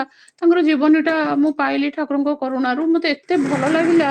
ଆଉ ଏବେ ଯୋଉ ଦୁଃଖର କଥା, କେମିତି ଦୁଃଖ ଆସେ ଜୀବନରେ, ଠାକୁର ଦିଅନ୍ତି ପ୍ରାରବ୍ଧ ଭୋଗ କରିବାକୁ। ତା ସହିତ ଏଇ ବିଷୟରେ ବହୁ ସାମଞ୍ଜସ୍ୟ ଅଛି। ଆଉ ଆମେ ସମସ୍ତେ ଜାଣିବା କଥା ମଧ୍ୟ। ସୁଧୀର ରଞ୍ଜନ ଭାଇ ବେଲଘରିଆରେ ରୁହନ୍ତି। ସେ ବେଲଘରିଆରେ ଅବସ୍ଥାନ କରୁଥିଲେ। ଆମେ ଜାଣୁ ସେ ଜଣେ ଧନୀ ଲୋକ ଥିଲେ। ତାଙ୍କର ବିଜନେସ ଥିଲା। ଠାକୁରଙ୍କ ପାଇଁ ଗୋଟେ କାର ମଧ୍ୟ କିଣି ଦେଇଥିଲେ। ଆଉ କୋଲକାତା ଗଲେ ଠାକୁର କେବେ ରୁହନ୍ତି ଆମର ଫଣୀ ମିତ୍ର ଭାଇଙ୍କ ଘରେ, ଆଉ କେବେ ସୁଧୀର ରଞ୍ଜନ ଭାଇଙ୍କ ଘରେ ମଧ୍ୟ ରୁହନ୍ତି। ତ ଏଇ ସୁଧୀର ରଞ୍ଜନ ଭାଇଙ୍କର ଗୋଟେ ଧାଡିରେ କହିବାକୁ ଗଲେ, ଆମେ ପୌରାଣିକ ଯେତେ ଚରିତ୍ର ଦେଖୁଛୁ, ରାଜା ନଳ, ରାଜା ହରିଶ୍ଚନ୍ଦ୍ର, ପାଣ୍ଡବ ମାନଙ୍କ ଜୀବନୀ ଦେଖିଛୁ, ଧ୍ରୁବଙ୍କର, ପ୍ରହ୍ଲାଦଙ୍କର, ସମସ୍ତଙ୍କ ଜୀବନରେ ଅକଥନୀୟ ଦୁର୍ଦ୍ଦଶା ଆସିଛି। ବହୁତ ଦୁଃଖ କଷ୍ଟ ପାଇଛନ୍ତି। କିନ୍ତୁ ଭଗବାନଙ୍କ କରୁଣାରୁ, ଯେହେତୁ ସେମାନେ ଭଗବାନଙ୍କର ଏକାନ୍ତ ଶରଣାଗତ ଅନୁଗତ ଥିଲେ, ଶେଷରେ ସେମାନଙ୍କର ଜୟ ହୋଇଛି। ଅକ୍ଷୟ ହେଉ ଧର୍ମ ଜଗତେ, ମାନେ ଯୋଉଟା ଗାନ୍ଧାରୀ ଆଶୀର୍ବାଦ କରିଥିଲେ, ସତ୍ୟର ହେଉ ଜୟ ବା ଧର୍ମର ହେଉ ଜୟ। ମାନେ ସବୁବେଳେ ଧର୍ମର ଜୟ ହେଇଛି ଅନ୍ତିମରେ। ଆଉ ଭଗବାନ ତାଙ୍କର ଏକାନ୍ତ ଆଶ୍ରିତ ଜନକୁ କେବେ ହେଲେ ଜୀବନଟାକୁ ଦୁଃଖରେ ଶେଷ ହେଇଯିବାକୁ ଦିଅନ୍ତିନି। କୋଉଠି ନା କୋଉଠି ତାଙ୍କ ପାଇଁ ଜୀବନର କଳା ବାଦଲ ଭିତରେ ପୁଣି ନିର୍ମଳ ସୂର୍ଯ୍ୟ କିରଣର ବ୍ୟବସ୍ଥା କରନ୍ତି। ନିଶ୍ଚୟ ତାଙ୍କୁ ଠାକୁର ଏଇଭଳି କୃପା କରିଥିଲେ ସୁଧୀର ରଞ୍ଜନ ରାୟଙ୍କୁ। ଥରେ ନୁହେଁ, ଅନେକ ଥର ଠାକୁର କଳ୍ପତରୁ ସାଜିଛନ୍ତି। ବୋଧ ହୁଏ 6 ନା 7 ଥର ଠାକୁର କଳ୍ପତରୁ ସାଜିଛନ୍ତି। ଥରେ କଳ୍ପତରୁ ସାଜି ଠାକୁର ସବୁ ଭକ୍ତ ମାନଙ୍କୁ କହୁଥିଲେ କି କଣ ଚାହୁଁଛ। ସୁଧୀର ରଞ୍ଜନ ଭାଇଙ୍କୁ ମଧ୍ୟ କହିଲେ, ସୁଧୀର ରଞ୍ଜନ ଭାଇ କହିଲେ ମୋର କିଛି ଦରକାର ନାହିଁ। ଠାକୁର କହିଲେ ଭଲ ଭାବରେ ଚିନ୍ତା କରି ଦେଖ, ପରେ ଯେପରି ଆଉ ତମକୁ ମନ କଷ୍ଟ କରିବାକୁ ନ ପଡେ ଯେ ସୁଯୋଗ ହାତ ଛଡା କଲି ବୋଲି। ସେଠୁ ସୁଧୀର ରଞ୍ଜନ ଭାଇ କହିଲେ ଠାକୁର ଏଇ ପୃଥିବୀରେ ଏଇଟା ଯେମିତି ମୋର ଶେଷ ଜନ୍ମ ହୁଏ।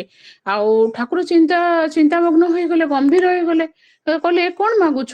ଏଥିପାଇଁ ଜନ୍ମ ଜନ୍ମର ପ୍ରାରବ୍ଧ ତମକୁ ଗୋଟେ ଜନ୍ମରେ ଭୋଗ କରିବାକୁ ପଡିବ।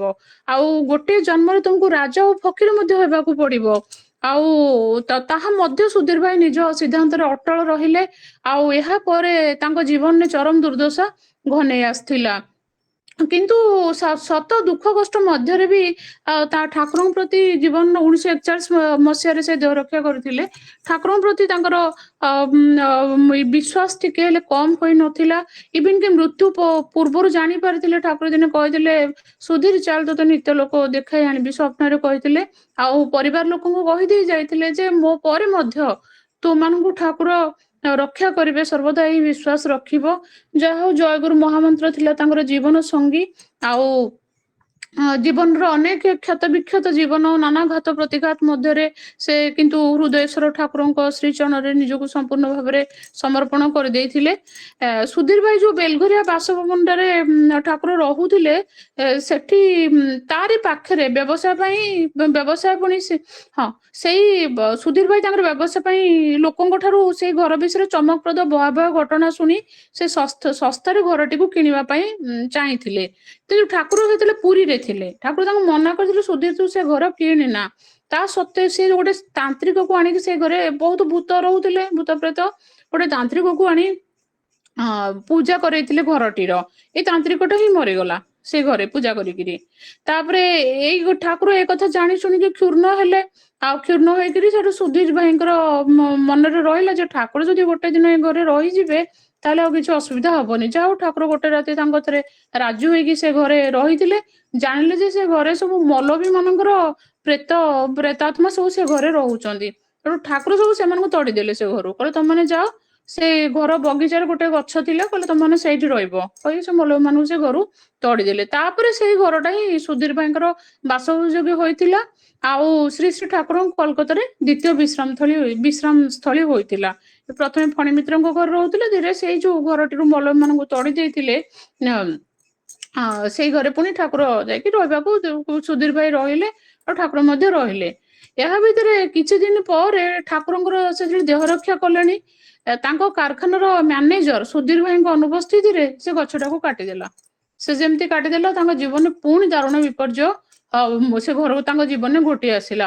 ଶ୍ରୀ ଶ୍ରୀ ଠାକୁର ସୁଧୀର ଭାଇ ପ୍ରଥମେ ବେଲା ଦେବୀଙ୍କୁ ବିବାହ କରିଥିଲେ। ଆପଣ ମାନେ ଯଦି ଠାକୁରଙ୍କର ଦେହ ରକ୍ଷାର ବିଷୟ ପଢିଥିବେ, ଠାକୁର ଦେହ ରକ୍ଷା ସମୟରେ ଯେତେବେଳେ ଯାଇଥିଲେ ବେଲଘରିଆ ସୁଧୀର ଭାଇଙ୍କ ଘରକୁ, ସେତେବେଳେ ସୁଧୀର ଭାଇ ବିବାହ କରିସାରିଥିଲେ। ତାର ବହୁ ପୂର୍ବରୁ ସୁଧୀର ଭାଇ ଠାକୁରଙ୍କର ଚରଣରେ ଆଶ୍ରୟ ନେଇଥିଲେ। ଆଉ ତେଣୁ ଉପର ମହଲରେ ଶ୍ରୀ ଶ୍ରୀ ଠାକୁର, ସୁରବଳା ମା, ଲିଲୁ ମା ଏସବୁ ରହିବା ପାଇଁ ଅସୁବିଧା ହେବାରୁ ସୁଖଦେବ ସେନ ବିଡନ ଷ୍ଟ୍ରିଟର ଘରଟିକୁ ଭଡା ନେଲେ। କାରଣ ସେତେବେଳେ ସେ ସଂସାରୀ ହୋଇସାରିଥିଲେ। ତାଙ୍କ ସ୍ତ୍ରୀଙ୍କ ନାଁ ଥିଲା ବେଲା ଦେବୀ, ପ୍ରଥମ ସ୍ତ୍ରୀ। ସେଇ କିଛି ଦିନ ପରେ ଠାକୁର ଦେହ ରକ୍ଷା କଲେ। ଏଇ ବେଲା ଦେବୀ ବହୁତ ସୁସଂସ୍କାର ସମ୍ପନ୍ନା ମହିଳା ଥିଲେ ବା ମା ଜଣେ ଥିଲେ। ତେଣୁ ଠାକୁର ତାଙ୍କୁ ଶ୍ରଦ୍ଧାରେ ନାମ ଦେଇଥିଲେ ଶାନ୍ତି, ଠାକୁରଙ୍କ ଦିଆ ନାମ। ଏଇ ବେଲା ଦେବୀ ଗୋଟେ ମୃତ ସନ୍ତାନ ଜନ୍ମ ଦେଇ ସେ ନାନା ରୋଗ ଭୋଗ କରି 1335 ସାଲରେ ଲୋକାନ୍ତରିତ ହୋଇଥିଲେ। ଠାକୁର ମଧ୍ୟ 1335 ସାଲ ଦେହ ରକ୍ଷା କରିଥିଲେ। ଏଇଠାରେ ଗୋଟେ ଲୀଳାର କଥା, ସେତେବେଳେ ଠାକୁର ସଦେହରେ ଥାଆନ୍ତି। ମୁଁ ଅନ୍ୟ କୌଣସି ଗ୍ରନ୍ଥରେ ପଢିଥିଲି, ସୁଧୀର ଭାଇ ତାଙ୍କୁ ବହୁତ ଅନୁରୋଧ କଲେ, ଠାକୁର ଆଉ ମୁଁ ଟିକେ ବେଲାକୁ ଦେଖିବାକୁ ଚାହୁଁଛି। ଠାକୁର କହିଲେ ତାକୁ ନ ଦେଖିବାଟା ଭଲ ହବ। ଆଉ ସେ ନା ବହୁତ ଉଚ୍ଚ ଲୋକରେ ଅଛି, ସାଧନା ନିରତ ଅଛି। ଆଉ ସୁଧୀର ଭାଇ ନୀରବ ରହିଲେ। ଏହା ଭିତରେ ସୁଧୀର ଭାଇ, ତାଙ୍କ ମା, ତାଙ୍କ ପରିବାର ଅନେକ ଲୋକ କାଶୀ ବା କୌଣସି ସ୍ଥାନକୁ ଯାଇଥାନ୍ତି, ବୋଧହୁଏ କାଶୀ। ସେଠାରେ ସୁଧୀର ଭାଇ ରହୁଥିବା କୋଠରୀରେ ହଠାତ୍ ଦେଖିଲେ ଠାକୁରଙ୍କ କୋଳରେ ବେଲା ଦେବୀ ବସିଛନ୍ତି। ସୁଧୀର ଭାଇ ହଠାତ୍ ଚମକି ଚିତ୍କାର କରିକିରି ଦୌଡି ଆସିଲେ। ଆସିଲା ପରେ ଦେଖିଲେ ସେ ତାଙ୍କ ସ୍ତ୍ରୀ ତାଙ୍କୁ ଚିହ୍ନି ବି ପାରୁନାହାନ୍ତି। ଦେଖିକି ତାଙ୍କ ମା ଭାଇ ସମସ୍ତେ ଦୌଡି ଆସିଲେ, ଦେଖିଲେ ଘରେ କେହି ନାହାନ୍ତି। କହିଲେ ସୁଧୀର ବୋଧେ ମସ୍ତିଷ୍କ ବିକୃତି ହେଇଛି। କିଛି ଦିନ ପରେ ଗୋଟେ ଚିଠି ଆସିଲା ଠାକୁରଙ୍କ, ସୁଧୀର ତୁମେ କହିବା ଅନୁସାରେ ମୁଁ ତମ ବେଲା ବା ଶାନ୍ତିକି ଦେଖାଇଥିଲି, କିନ୍ତୁ ସେ ବର୍ତ୍ତମାନ ବହୁତ ଉଚ୍ଚ ଲୋକକୁ ଚାଲିଗଲାଣି, ଆଉ ସାଧନା ନିରତ ଅଛି, ତେଣୁ ସେ ତମକୁ ଚିହ୍ନି ପାରିଲାନି। ତ ସେଇଠି ଚିଠିଟି ପାଇକିରି ତାଙ୍କର ଘର ଲୋକ ଜାଣିଲେ ଯେ ଠାକୁର ଜଣେ ଆଲୌକିକ ଶକ୍ତି ସମ୍ପନ୍ନ ମହାପୁରୁଷ। ଆଉ ସମସ୍ତ ଠାକୁରଙ୍କର ଯୋଉଠୁ ଦୀକ୍ଷା ନେବା ପାଇଁ ଯେତେ ଅନୁନୟ କଲେ ମଧ୍ୟ ଠାକୁର କେବଳ ତାଙ୍କ ମାଙ୍କୁ ହିଁ ଦୀକ୍ଷା ଦେଇଥିଲେ, ଆଉ କାହାକୁ ଦେବାକୁ ରାଜି ହେଲେ ନାହିଁ। ଯାହା ହଉ ଏହା ଭିତରେ ସୁଧୀର ଭାଇ ଦ୍ୱିତୀୟ ବିବାହ କଲେ।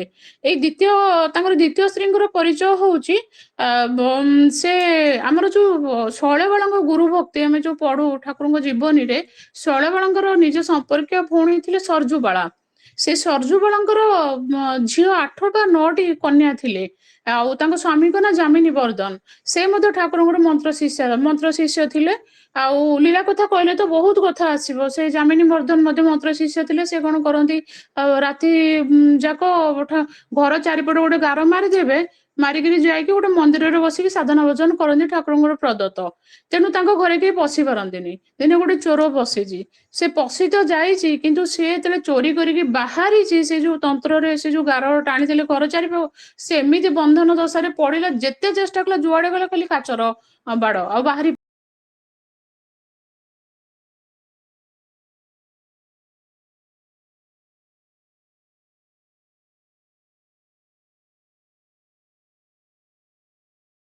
ରୋଗରେ ପଡି ପୁଣି ଆ ଭିତରେ ସୁଧୀର ଭାଇଙ୍କର ବ୍ୟବସାୟ ଖୁବ କ୍ଷତି ହେଲା।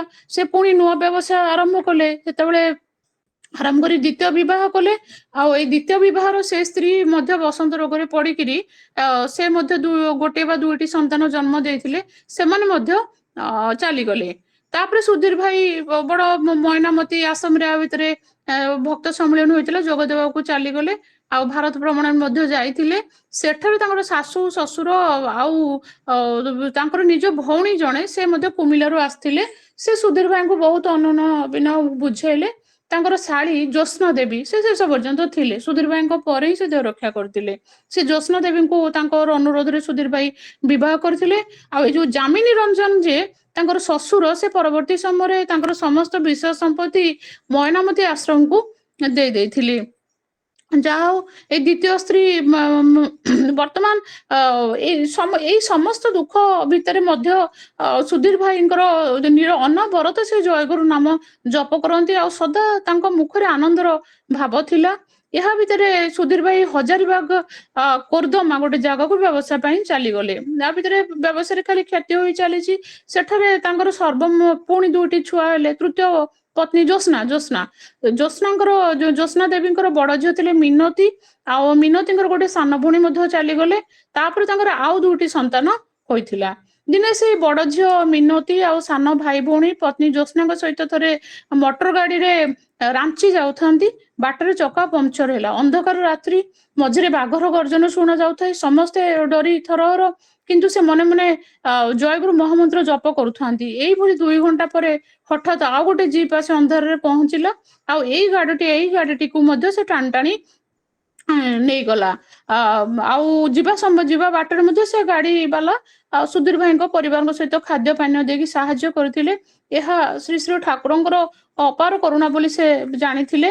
ଆଉ ଏଇ ଯୋଉ ଭଜନୀ ସାରର ଅଶ୍ୱିନୀ ଧର୍ମ ପତ୍ନୀ ଶୈଳବାଳାଙ୍କ ଗୁରୁ ଭକ୍ତି ଯୋଉ ବିଷୟ ଆମେ ପଢୁ, ଯାହା ତାଙ୍କ ସହିତ ମଧ୍ୟ ସୁଧୀର ଭାଇଙ୍କର ଯୋଗାଯୋଗ ଥିଲା।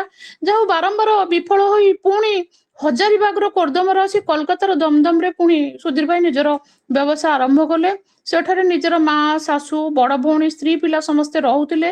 ସେଇଠାରେ ସେ 6 ବର୍ଷ ଅବସ୍ଥାନ କରିବା ସମୟରେ ତାଙ୍କର ମ୍ୟାନେଜର ତାଙ୍କର ସମସ୍ତ ଟଙ୍କା ବ୍ୟବସାୟରେ ଉଠି ଆସୁଛନ୍ତି, ତାଙ୍କର ଟଙ୍କା ଆତ୍ମସାତ କରି ସେ ଘରଟିକି ତାଙ୍କର ଇଏଟାକୁ ନିଆଁ ଲଗେଇଦେଲା।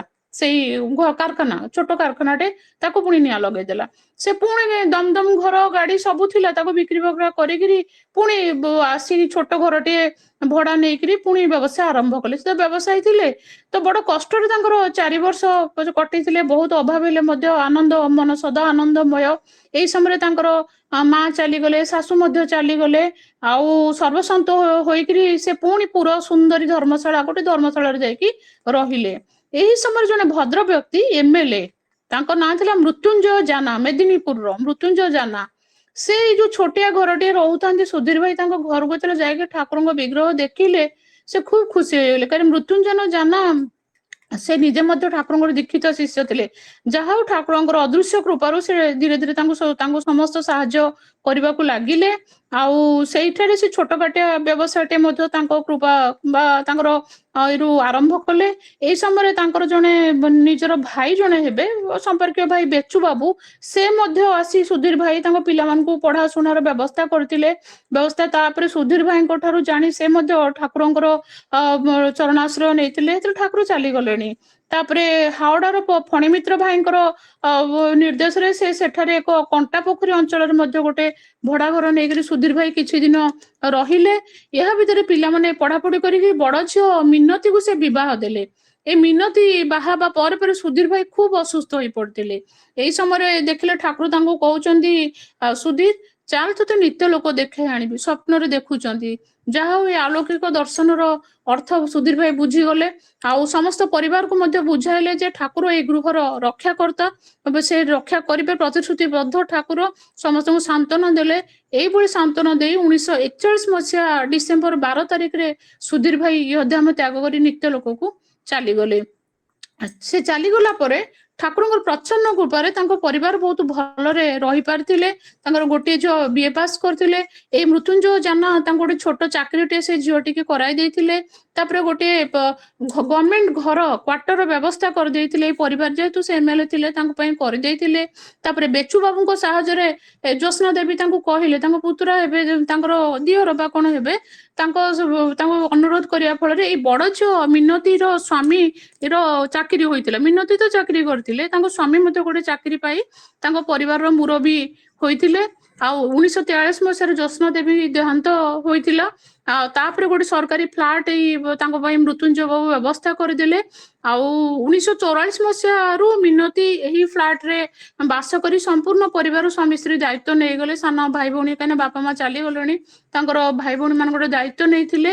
ଆଉ ମୃତ୍ୟୁଞ୍ଜୟ ବାବୁ ଯେତେବେଳେ ଫ୍ଲାଟ କୁ ଆସନ୍ତି ଶ୍ରୀ ଶ୍ରୀ ଠାକୁରଙ୍କ ପାଇଁ ଭୋଗ ସରଞ୍ଜାମ ଆଣି ପୂଜା କରନ୍ତି। ଆଉ ଥରେ ଘଟଣା, ସୁଧୀର ଭାଇ ଚାଲିଯିବା ପରେ ତାଙ୍କର ପୁଅ ଅଭାବ ଅନଟନ ନିଜର ଚାକିରି ବ୍ୟବସ୍ଥା ହୋଇ ନ ପାରିବାରୁ ବହୁତ ଦୁଃଖ କରି ଘର ଛାଡି ଚାଲି ଯାଇଥିଲେ। ବାଟରେ ତାଙ୍କୁ ବେଲୁଡ ମଠର ଜଣେ ସାଧୁ ତାଙ୍କୁ ବୁଝାଇ ସୁଝାଇ ଘରକୁ ଫେରାଇଥିଲେ। ଫେରାଇଲା ପରେ ଏହା ମଧ୍ୟ ଠାକୁରଙ୍କର କୃପା ଥିଲା। ଏହା ପରେ ପରେ ତାଙ୍କୁ ଗୋଟେ ଫରେନ କମ୍ପାନୀ, ମାନେ ଗୋଟେ ବିଦେଶୀ ବ୍ୟାଙ୍କରେ ତାଙ୍କୁ ସେ ପୁଅକୁ ଚାକିରି ମିଳିଥିଲା। ଏଠି ମଧ୍ୟ ଠାକୁରଙ୍କର ଅଦୃଶ୍ୟ ସହାୟତା ଥିଲା। ତ ଏଇଭଳି ଭାବରେ ଶ୍ରୀ ଶ୍ରୀ ଠାକୁର ସୁଧୀର ରଞ୍ଜନ ରାୟଙ୍କର କଳ୍ପତରୁ ସାଜି କୃପା ବର୍ଷା କରିଥିଲେ। ଆଉ ବିଷୟଟି ବିଜୟଲକ୍ଷ୍ମୀ ମହାପାତ୍ର ମା ଏକାମ୍ର ସଂଘର ଲେଖିଛନ୍ତି, ବୋଧହୁଏ ଦେବେନ୍ଦ୍ର ମହାପାତ୍ର ଭାଇଙ୍କ ପରମା। ଆଉ ଏସବୁ ବିଷୟ ପାଠ କଲା ପରେ ଆଉ ଭକ୍ତ ଜୀବନ ଯେ ସହଜ ନୁହଁ, କେତେ ପରୀକ୍ଷା, କେତେ କଷ୍ଟ ଭିତରେ, କିନ୍ତୁ ଠାକୁର ଯେ ସେ କଳ୍ପତରୁ କୃପା ବର୍ଷ, ତାଙ୍କ ଦୃଷ୍ଟି ସବୁବେଳେ ରହିଥାଏ ଭକ୍ତ ଉପରେ। ଆଉ ନିଶ୍ଚୟ ପ୍ରେରଣାଦାୟୀ ଏ ବିଷୟ। ଆଉ ବକ୍ତବ୍ୟରେ ଦୋଷ ତ୍ରୁଟି ପ୍ରଭୁଙ୍କ ନିକଟରେ ଭକ୍ତ ନିକଟରେ କ୍ଷମା ପ୍ରାର୍ଥନା କରୁଛି। ଜୟ ଗୁରୁ। ଜୟ ପରମାରାଧ୍ୟ ତମ ପ୍ରାଣର ଠାକୁର, ଉପସ୍ଥିତ ଭକ୍ତ ଭାଇ ଓ ମା ମାନେ, ଠାକୁରଙ୍କର ଅହେତୁକ କୃପା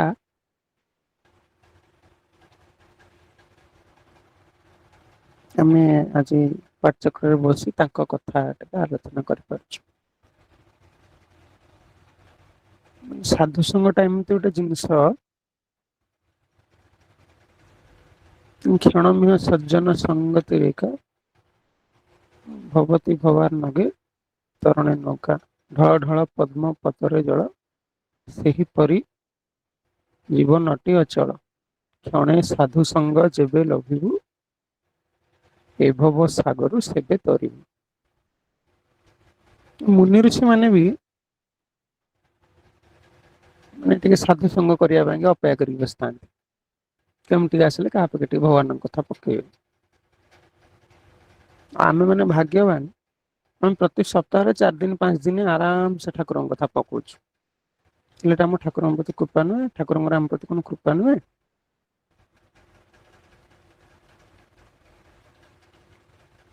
କସ୍ତୁରୀ ମୃଗ କଣ କରେ? ତା ନାଭିରେ ଥାଏ କସ୍ତୁରୀ, ସେ ଖୋଜି ବୋଲି ବାସନାଟା କୁଆଡୁ ହଉଛି, ସେ ଜାଣେ ଯେ ତା ନାଭିରେ ଅଛି କସ୍ତୁରୀ। ସେମିତି ଠାକୁର ଆମକୁ କୃପା କରୁଛନ୍ତି, ଆମ ପାଖେ ସବୁଦିନ ଆସି ଜିନିଷଟା ପହଞ୍ଚୁଛି, ଅଥଚ ଆମେ ସେଥିରେ ଯୋଗ ଦେଇପାରୁନି। ତେଣୁ ଏଇଥିପାଇଁ ଠାକୁର କହିଛନ୍ତି ଯେ କୃପାଟାକୁ ବି ଧରି ରଖିବା ପାଇଁ କି ସେ ଯୋଉ ଜିନିଷଟା ଦେବେ ନା, ଏଇନା ଆମେ ଯାଇଛେ ଭିକ୍ଷା ମାଗିବାକୁ, କାହାକୁ ଗୋଟେ ଜିନିଷ ମାଗିବାକୁ ଯାଇଛେ, ଆମ ଘରେ ଟଙ୍କା ପଇସା ନାହିଁ, ମାଗିବାକୁ ଯାଇଛେ କାହା ଟଙ୍କା ପଇସା ଆଣିକି ଯଦି ଆମେ ବାକ୍ସରେ ନ ରଖି ଏମିତି ରାସ୍ତାରେ ଫୋପାଡ଼ିବା, ଆଜି ଚୋରି ହେଇଯିବ। ସେ ଟଙ୍କା ପଇସା କଣ ପାଇବାର କିଛି ମୂଲ୍ୟ ରହିଲା? ସେମିତି ଠାକୁର ଯେତେବେଳେ ଯାହା କୃପା କରିବେ ସେ ଜିନିଷଟାକୁ ପାଖରେ ରଖିବା ପାଇଁ ବି କିଛି ଜିନିଷ ଦରକାର।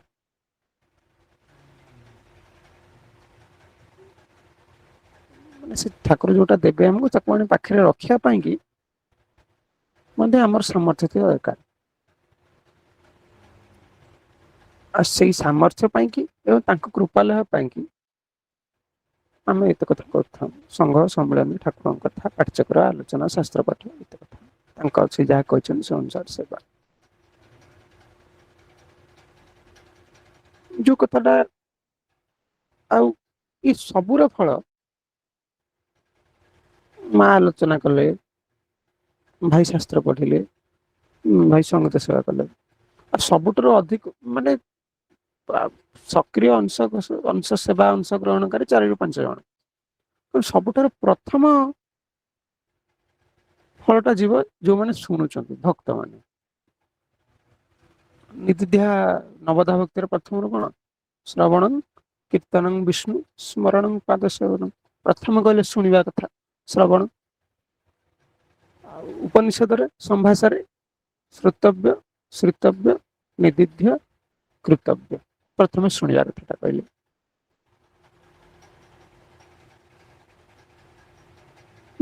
ଗୁରୁ ଗୀତାରେ କହିଲେନି ଶ୍ରୋତା ବକ୍ତା ବେନିଜନ। ଶ୍ରୋତା ଓ ବକ୍ତା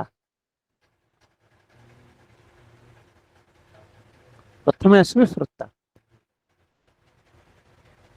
ଆଉ ଶ୍ରୋତାଙ୍କ ଉପରେ ଠାକୁରଙ୍କ ବିଶେଷ କୃପା ବୋଲି ସେ ଏତେ କଥା ଆୟୋଜନ କରିଥାନ୍ତି। ସେ ଭଗବାନଙ୍କ କଥା ଟିକେ ଶୁଣିବେ ବୋଲି ହନୁମାନ ସାକ୍ଷାତ ରାମଚନ୍ଦ୍ରଙ୍କର ଭକ୍ତ, ସ୍ୱୟଂ ଶିବା ଅବତାର, ଏକାଦଶ ରୁଦ୍ର, ସିଏ କୋଉଠି ଟିକେ ରାମ କଥା ସେ ଶୁଣିବାକୁ ଆସନ୍ତି, ଟାକିକିରି ରହିଥାନ୍ତି କୋଉଠି ଟିକେ ରାମ କଥା ଶୁଣିବେ ବୋଲି। ଶୁଣିବାଟା କେଡ଼େ ଭାଗ୍ୟର କଥା।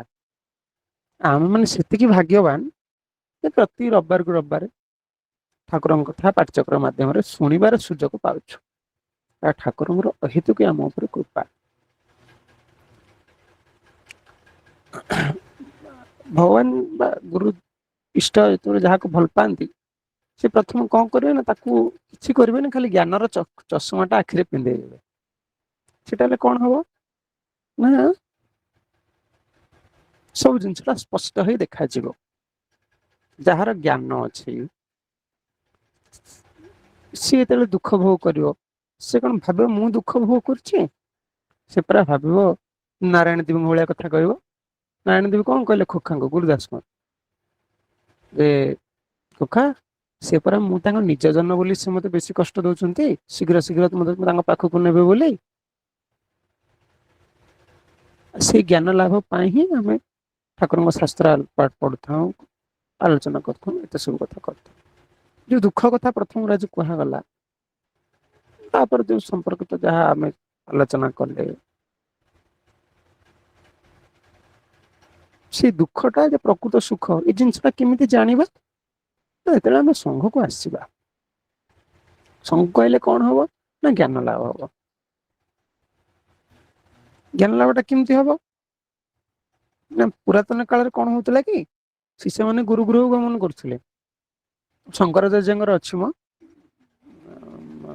ଗୁରୁ ଦକ୍ଷିଣାମୂର୍ତ୍ତି ସ୍ତୋତ୍ର ବିଭିନ୍ନ ଜାଗାରେ ଅଛି। ଶଙ୍କରାଚାର୍ଯ୍ୟ କହୁଛନ୍ତି ଯେ ଆଗ ଗୁରୁଙ୍କ ସେବା କରିଯିବ, ଗୁରୁଙ୍କ ଆଶ୍ରମର ସେବା କରିଯିବ, ତାପରେ ଯଦି ସମୟ କିଛି ବଳେ ତେବେ ଯାଇକି ଗୁରୁଙ୍କ ପାଖରୁ ସମ୍ୟକ ଉପଦେଶ ଶ୍ରବଣ କରିବ। ଶିଷ୍ୟମାନେ ଯେତେବେଳେ ଯାଉଥିଲେ ଗୁରୁଙ୍କ ପାଖକୁ ଆଗକାଳରେ ବିଦ୍ୟା ଶିକ୍ଷା କରିବାକୁ, ପାଠ ପଢୁଥିଲେ କମ, କାମ କରୁଥିଲେ ବେଶୀ। କିଏ ଯାଇ କାଠ ଆଣୁଥିଲା, କିଏ ସମଲେଇ ସଂଗ୍ରହ କରୁଥିଲା, ବାସନ ମାଜୁଥିଲା, ଘର ଓଳଉଥିଲା, ଲୁଗାପଟା କାଚି ଦଉଥିଲା ତାଙ୍କର। ସେ ସବୁ କଲେ କରିବା ଦ୍ୱାରା ଅଟୋମେଟିକାଲି ଗୁରୁଙ୍କ ପରେ ତାଙ୍କର ଗୋଟେ ସୁଖ ପାଇବା ଆସୁଥିଲା। ଭଲ ଜଣେ ଆଉ ଜଣଙ୍କ ପାଇଁ କରିବ କାହିଁକି, ଆଉ ଭଲ ପାଇବ ବୋଲି ତ କରିବ। ଆମେ ଠାକୁରଙ୍କ ପାଇଁ ହାର ଟିକେ ଗୁନ୍ତୁଛୁ, ତାଙ୍କୁ ଭଲ ରୋଷେଇ କରି ଖାଇବାକୁ ଦଉଛୁ କଣ ପାଇଁ, ଗୋଟେ ସୁଖ ପାଉଛୁ ବୋଲି ତ, ଗୋଟେ ଭଲ ପାଉଛୁ ବୋଲି ତ। ଅଟୋମେଟିକାଲି ତାଙ୍କ ଭିତରେ ସୁଖ ପାଇବାଟା ଆମର ସୃଷ୍ଟି ହେଇଯିବ, ଅଟୋମେଟିକ ଆଉ କିଛି କରିବାକୁ ପଡିବନି। ଅଟୋମେଟିକ ସେ ଜ୍ଞାନର ଚଷମାଟା ଆମ ଭିତରେ ପିନ୍ଧେଇ ଦେବେ। ଆମେ ଯୋଉ ଜ୍ଞାନ ଲାଭ ପାଇଁ ସମୂହକୁ ଆସୁଛୁ, ସେ ଆସିବାଟା ବି ଠିକ ହବା ଦରକାର। ବାରମ୍ବାର ଆମେ ସେ କଥାଟା ଏଇ ପାଠ୍ୟକ୍ରମ ମାଧ୍ୟମରେ ଆଲୋଚନା କରି କହୁ, ଆମେ ଟିକେ ପ୍ରତୀକ୍ଷାରୁ ଆସିବା। ପ୍ରତୀକ୍ଷାରୁ ଆସିଲେ ପ୍ରତୀକ୍ଷାରୁ ଯୋଗ ଦେବାଟା ମଷ୍ଟ। ସେ କଥାଟା କଣ ପାଇଁ ମଧ୍ୟ ଆଲୋଚନା ହେଇଛି। ପ୍ରତୀକ୍ଷାରୁ ଯଦି ନ ଆସିବ, ତାହେଲେ ସେ ପ୍ରପନ୍ନ ଭାବଟା ଭିତରେ ଜାଗିବ ନାହିଁ। ପ୍ରତିକ୍ରିୟାର ସେ ଭାଇବ୍ରେ ଯୋଉ କମ୍ପନଟା ଆମ ଭିତରେ ସୃଷ୍ଟି ହବ ନାହିଁ। ପ୍ରତିକ୍ରିୟାର କମ୍ପନଟା ଭିତରେ ସୃଷ୍ଟି ନହେଲେ ପ୍ରପନ୍ନ ଭାବ ତାଙ୍କ ପ୍ରତି ଆସିବ ନାହିଁ। ଆଉ ପ୍ରପନ୍ନ ଭାବ ତାଙ୍କ ପ୍ରତି ନ ଆସିଲେ ତାଙ୍କ ଉପଦେଶଟା ଆମ ଭିତରେ କ୍ରିୟା କରିବ ନାହିଁ। ମୁଁ ଶୁଣିଛି ବହୁ ବୟସ୍କ ଭାଇମାନଙ୍କ ଠାରୁ, ପରିଚାଳକ ମହୋଦୟ ତାଙ୍କ ଆଲୋଚନା ମାଧ୍ୟମରେ କହନ୍ତି ଯେ ଯୋଉମାନେ ପ୍ରତୀକ୍ଷାରେ ଯୋଗ ଦେଇ ପାରନ୍ତି ନାହିଁ, ସେମାନେ ଠାକୁରଙ୍କ ଉପଦେଶ ତାଙ୍କ ଭିତରେ କ୍ରିୟା କରେ ନାହିଁ। ଏ ତ ମୁଁ ଶୁଣିଛି। ସେତେବେଳେ ମଧ୍ୟ ନୀଳାଚଳ ସାର ସତ୍ସଙ୍ଗରେ ଗୋଟେ ଅତି କଠୋର ନିୟମ ଥିଲା। ଆମର କଟକରେ ଯୋବ୍ରା ସଂଘରେ ମଧ୍ୟ ହେଇଛି କେତେଥର, ଆରତି ପୂର୍ବରୁ କବାଟ ବନ୍ଦ ହେଇଯିବ। ଯୋଉମାନେ ଆସିବେ ପ୍ରଥମ ଅଧିବେଶନ ସରିଲା ପରେ ଦ୍ୱିତୀୟ ଅଧିବେଶନ ପ୍ରତୀକ୍ଷା ବେଳକୁ ଆସି ବସିବେ। ସେ କଥାଟାକୁ ଏତେ କଡାକଡି ଭାବରେ ଲାଗୁ କରାଯାଉଥିଲା। ତେଣୁ ଆମେ ଟିକେ ଏଇସବୁ ନିୟମ ପ୍ରତି ସଚେଷ୍ଟବାନ ହବା। ସଂଘକୁ ଆସୁଛୁ ଠାକୁରଙ୍କୁ ଶକ୍ତି ଲାଭ କରିବା ନିମିତ୍ତ। ସେଇଟା ଯଦି ଠିକ ଠିକ ଭାବରେ ଆମ ଦ୍ୱାରା ଅନୁସୃତ ନହବ, ତାହେଲେ ସଂଘକୁ ଆସିବାଟା ବୃଥା। କାରଣ ମାନବ ଜୀବନଟା ଥରେ ଆମକୁ ମିଳିବ, ଆଉ ତ ବାରମ୍ବାର ମିଳିବନି। ଦେହଟା କିଣା ହେଇଯାଇଥିବ ନା, ବୁକ୍ ହେଇଯାଇଥିବ। ଟିକେ ଯଦି ଆମେ ଭୁଲ ଭାଲ କରିଦବା, ଅଲରେଡି ଦେହଟା ଆଉ କିଏ କିଣିକି ନେଇଯିବ, ବୁକ୍ ହେଇଯାଇଥିବ। ଦେବତା ମାନେ ଅନେଇକି ବସିଛନ୍ତି ଏ ଶରୀରକୁ ପୁରା, ଏ ଶରୀର ପାଇକରି କେମିତି ସେ ମୁକ୍ତି ଲାଭ କରିବେ। କାରଣ ବ୍ରହ୍ମା, ବିଷ୍ଣୁ, ଇନ୍ଦ୍ର ଯେତେ ଦେବାଦେବୀ ଦେଖୁଛନ୍ତି ମଣିଷ ଠାରୁ ଉପରକୁ ବା ତଳକୁ, କେବଳ ମଣିଷକୁ ଛାଡିଦେଲେ ଆଉ ସମସ୍ତେ ବନ୍ଧନ ଭିତରେ ଅଛନ୍ତି। ସେମାନେ ଯଦି କେବେ ମୁକ୍ତ ହବାକୁ ଚାହିଁବେ, ପୁଣି ନରଜନ୍ମ ଗ୍ରହଣ କରିକି ନରଜନ୍ମ ପାଇକରି ସାଧନା କରିକିରି ବଡ ହେବେ। ସମସ୍ତେ ମନୁଷ୍ୟ ଜନ୍ମକୁ ଅପେକ୍ଷା କରି ରହିଛନ୍ତି। ମନୁଷ୍ୟଟାକୁ ସେଇଥିପାଇଁ କହୁଛି ସର୍ବ ଶରୀର ମଧ୍ୟସାର। ବହୁ ବିଜ୍ଞାନ କହୁଛି, ଆଧ୍ୟାତ୍ମିକବାଦ ବି କହୁଛି। ଏଇଥିପାଇଁ ଟିକେ ଯଦି ମୋ ଦ୍ୱାରା ଭୁଲ ଭାଲ ହେଇଯିବ, ମୋର ଦୈନିକ ସାଧନା, ଦୈନିକ କ୍ରିୟା ଅଭ୍ୟାସ ସବୁ ଠିକ ଠାକ ଭାବରେ ଅନୁସୃତ ନହବ, ତେବେ ଶରୀରଟା କିଣା ହେଇଯାଇଥିବ, ବୁକିଂ ହେଇଯାଇଥିବ, ଆଉ କେହି ନେଇ ପଳେଇବ। ତେଣୁ ଆମେ ଯୋଉ ଜୀବନଟା ଲାଭ କରିଥିଲେ, ଟିକେ ଠିକ ଠିକ ଭାବରେ ଠାକୁରଙ୍କ ଉପଦେଶ ପଥରେ ଚଳିବାଟା ଆମେ ଚାହିଁଲେ କେବେ ଆମ ଦ୍ୱାରା ଚଳିବାଟା ହବ ନାହିଁ। ଯେତେବେଳେ ଠାକୁରଙ୍କ ନିକଟରେ ଆମେ ପ୍ରାର୍ଥନା କରିବା, ପ୍ରଭୁ ଆମେ ଆପଣଙ୍କ ପଥରେ ଚାଲିବାର ଇଚ୍ଛା ଅଛି, କିନ୍ତୁ ଆମେ ଚାଲିପାରୁନୁ, ଆମେ ତ ପାଖରେ କିଛି ନାହିଁ, ଆମେ ଚାଲିବାର ମଧ୍ୟ ଶକ୍ତି ଆମ ପାଖରେ ନାହିଁ। ଆପଣ ଟିକେ ଆମ ଉପରେ କୃପା କରନ୍ତୁ। ତେଣୁ କାକୁତି ମିନତି ହେଇ ପ୍ରଭୁଙ୍କ ପାଖରେ ଗୋଟେ ଆମେ ପ୍ରାର୍ଥନା କରିବା। ପ୍ରଭୁ ନିଶ୍ଚୟ ଆମର କଥା ଶୁଣିବେ, ହାତେ ହାତେ ଫଳ ପାଇବେ। ଏଇଟା ମୋର ଅନେକ ଜାଗାରେ ମୋର ଅନୁଭୂତି। ବର୍ତ୍ତମାନ ତ ସମୟ ହେଲାଣି, ବର୍ତ୍ତମାନ ଶେଷ ଗାନ, ତାପରେ ନିମନ୍ତ୍ରଣ କରିବା। ଆଉ ମୋର ଭାବିନି ମୋର ସମସ୍ତ ତ୍ରୁଟି ନିମନ୍ତେ ପରମାରାଧ୍ୟ ତମ ଠାକୁର ମହାରାଜ ଉପସ୍ଥିତ ଭକ୍ତ ଭାଇ ଓ ମା ମାନଙ୍କ ନିକଟରେ କ୍ଷମା ଭିକ୍ଷା କରୁଅଛୁ। ଜୟ ଗୁରୁ। ଶେଷ ଗାନ। ଜୟ ଜୟ।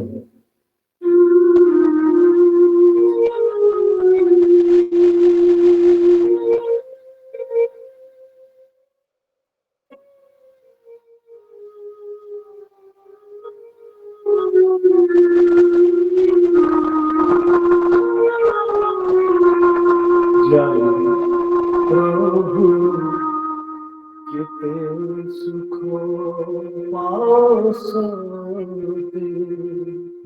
प्रभु केते सुख पासते,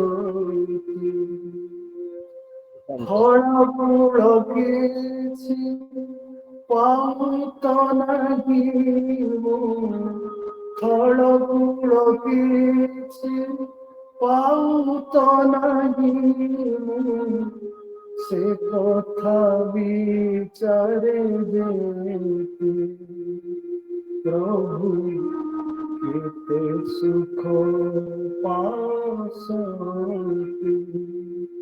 প্রভু কেতে সুখ পাশান্তি নারী ন পারুছি আসিল তুবে কেউ শুভ পর ভান্তি খোঁজি নাহি মনে বসিল আসনে খোঁজি নাহি মনে বসিল আসনে লুচি আসি কেউ পথি প্রভু কেতে সুখ পাশান্তি প্রভু কেতে সুখ পাশান্তি ভুলে আশারাত মোহ ফেরাইছ ন চাহিছ দিনে মোতে ভুলে আশারাত মোহ ফেরাইছি ন চাহিছি দিনে মোতে পতিত হৃদয় ঘরে কি সম্ভাই পতিত হৃদয় ঘরে কি সম্ভাই বিজে কল কেউ মতি প্রভু কেতে সুখ পাশান্তি প্রভু কেতে সুখ পাশান্তি রিপুকুল মোর অতি পরবল মৈত্র মুখরে যেতে রিপুকুল মোর অতি পরবল মৈত্র মুখরে যেতে ସବୁ କୌଶଳ ଭାଙ୍ଗିଛ ତାଙ୍କର ତୁମ କରୁଣାର ହାତି ପ୍ରଭୁ କେତେ ସୁଖ ପାଶନ୍ତି ଶାନ୍ତ ହୋଇ ମୁଁ ଶାନ୍ତି ମନାସି চৌদিকে হাত পাতি করুণা সলীল ঢালি দিও তুমি করুণা সলীল ঢালি দিও তুমি কর বুলাই মোমাতি প্রভু কেতে সুখ পাশান্তি প্রভু কেতে সুখ পাশান্তি কেবে সুত সুতা গৃহিণী বনিতা নানা রূপে নানা মূর্তি কেবে সুত সুতা গৃহিণী বনিতা নানা রূপে নানা মূর্তি অভাব মঝিরে পরাণ মণি অভাব মঝিরে পরাণ মণি আশিস ঢালুছ কীর্তি প্রভু কেতে সুখ পাশান্তি প্রভু কেতে সুখ পাশান্তি আত্মার তুমি আত্মীয় মোর সত্য জীবন পথি আত্মার তুমি আত্মীয় মোর সত্য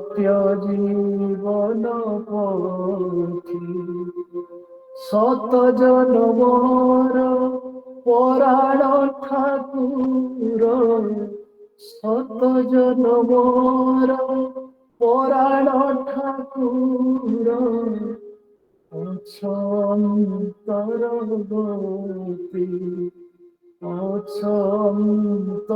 অন্তরগতি, প্রভু কিতে সুখ পাশতি, ধଳ କୂଳ କିଛି ପାଉ ତ ନାହିଁ ମୁଁ, ଧଳ କୂଳ କିଛି ପାଉ ତ ନାହିଁ ମୁଁ, ସେ କଥା ବିଚାରି ଯେତି প্রভু কেতে সুখ পাশতি, প্রভু কেতে সুখ পাশতি। ଜୟ ଗୁରୁ। ଜୟ ଗୁରୁ। ବିରାଜିନୀ ମା ଅଛନ୍ତି? ଆଉ ନାହାନ୍ତି। ଜୟ ଗୁରୁ। ଆମର ପରବର୍ତ୍ତୀ ଶାସ୍ତ୍ର ପାଠ ଅଧିବେଶନ ନିମନ୍ତ୍ରଣ ପାଇଁ ଫାଲ୍ଗୁନୀ ଭାଇଙ୍କୁ ଅନୁରୋଧ କରୁଛି। ଜୟ ଗୁରୁ। ପରମାଗତମ ଶ୍ରୀ ଶ୍ରୀ ଠାକୁର ମହାରାଜ ଆସନ୍ତା ମଙ୍ଗଳବାର ଦିନ ଆମ ନିତ୍ୟ ଶାସ୍ତ୍ର ପାଠ ଅନୁଷ୍ଠାନ ଅଧିବେଶନ ଅନୁଷ୍ଠିତ ହେବ। ଏହା 7:45 ଆରମ୍ଭ କରି ସନ୍ଧ୍ୟା 7:45 ଆରମ୍ଭ କରି 9ଟା ପର୍ଯ୍ୟନ୍ତ ଚାଲିବ। ସେଥିନିମିତ୍ତ ଶ୍ରୀ ଶ୍ରୀ ଠାକୁର ମହାରାଜ ଏବଂ ସମସ୍ତ ଭକ୍ତ ଭାଇମାନଙ୍କୁ ଆମେ ଯଥାବି ନିମନ୍ତ୍ରଣ କରୁଛୁ। ସମସ୍ତେ ଠିକ୍ ଉଚିତ ସମୟରେ ଯୋଗଦାନ କରି ସେବା ଗ୍ରହଣ କରିବେ। ଜୟ ଗୁରୁ। ଜୟ ଗୁରୁ। ଆମର ପ୍ରଭୁଙ୍କର ଅଶେଷ କୃପାରୁ ଆମେ ପ୍ରତିବର୍ଷ ସାରସ୍ୱତ ପାଠଚକ୍ରର ଧାରା ଅନୁଯାୟୀ ଠାକୁରଙ୍କର ଜନ୍ମୋତ୍ସବ ପୂର୍ବରୁ ଗୋଟେ ବିଶେଷ ଅଧିବେଶନ ଅନୁଷ୍ଠିତ ହୋଇଥାଏ। ଯତ୍କିଞ୍ଚିତ ଆମେ ଠାକୁରଙ୍କ ଭାବଧାରା, ତାଙ୍କର ଭୂତ ଜନ୍ମଲୀଳା ଉପରେ ଆଲୋଚନା କରିବା ପାଇଁ ଆମେ ଚେଷ୍ଟା କରିଥାଉ। ଏ ବର୍ଷ ମଧ୍ୟ ପ୍ରଭୁଙ୍କର ଅଶେଷ କୃପା, ଠାକୁର ଆମକୁ ସେ ସୁଯୋଗ ଆସନ୍ତା 17/8/2024 ତାରିଖ ଶନିବାର ଦିନ ପ୍ରଦାନ କରିଛନ୍ତି। ସେଦିନ ଠାକୁରଙ୍କର 145ତମ ଯେଉଁ ଶୁଭ ଆବିର୍ଭାବ ଉତ୍ସବ, ଯାହା 19 ତାରିଖରେ ପାଳିତ ହେବ, ତା ପୂର୍ବରୁ ଠାକୁରଙ୍କର ଜନ୍ମ ମହିମା, ଠାକୁରଙ୍କର ଲୀଳା ମହିମା, ଠାକୁରଙ୍କର ଅନନ୍ତ ମହିମା, ସେ ସମ୍ପର୍କରେ ବିଶେଷ ଆଲୋଚନା ଆମର ଏହି ସାରସ୍ୱତ ପାଠଚକ୍ରରେ କରାଯିବ। ଏହି ଅଧିବେଶନ ଆମେ ଏଇ ସାଧାରଣ ଅଧିବେଶନ ଗୁଡ଼ାକ ଆମ ସୀମିତ ଭାଇ ମା ମାନଙ୍କ ମଧ୍ୟରେ କରୁ ଏବଂ ବିଶେଷ କରି ଅନ୍ୟ କାହାକୁ ଲିଙ୍କ ନ ଯିବାକୁ ବାରଣ କରାଯାଇଥାଏ। ସେଇଟା ବିଶେଷ ଅଧିବେଶନ, ସେଇ ଲିଙ୍କରେ ସମସ୍ତେ ଯୋଗ ଦେଇପାରିବେ। ସେ ଲିଙ୍କ ଅନ୍ୟ ଭଗବତ ଅନୁରାଗୀ ଭାଇ ଓ ମା ମାନଙ୍କୁ ସେୟାର ହେଇପାରିବ। ସମସ୍ତଙ୍କୁ, ଯେଉଁମାନେ ଏଠାରେ ଉପସ୍ଥିତ ଅଛନ୍ତି ଏବଂ ଯେଉଁମାନେ ଉପସ୍ଥିତ ହେବେ, ସମସ୍ତଙ୍କୁ ଶ୍ରୀ ଶ୍ରୀ ଠାକୁର ମହାରାଜଙ୍କ ସହିତ ସେଇ ବିଶେଷ ଅଧିବେଶନକୁ ସାଦର ନିମନ୍ତ୍ରଣ।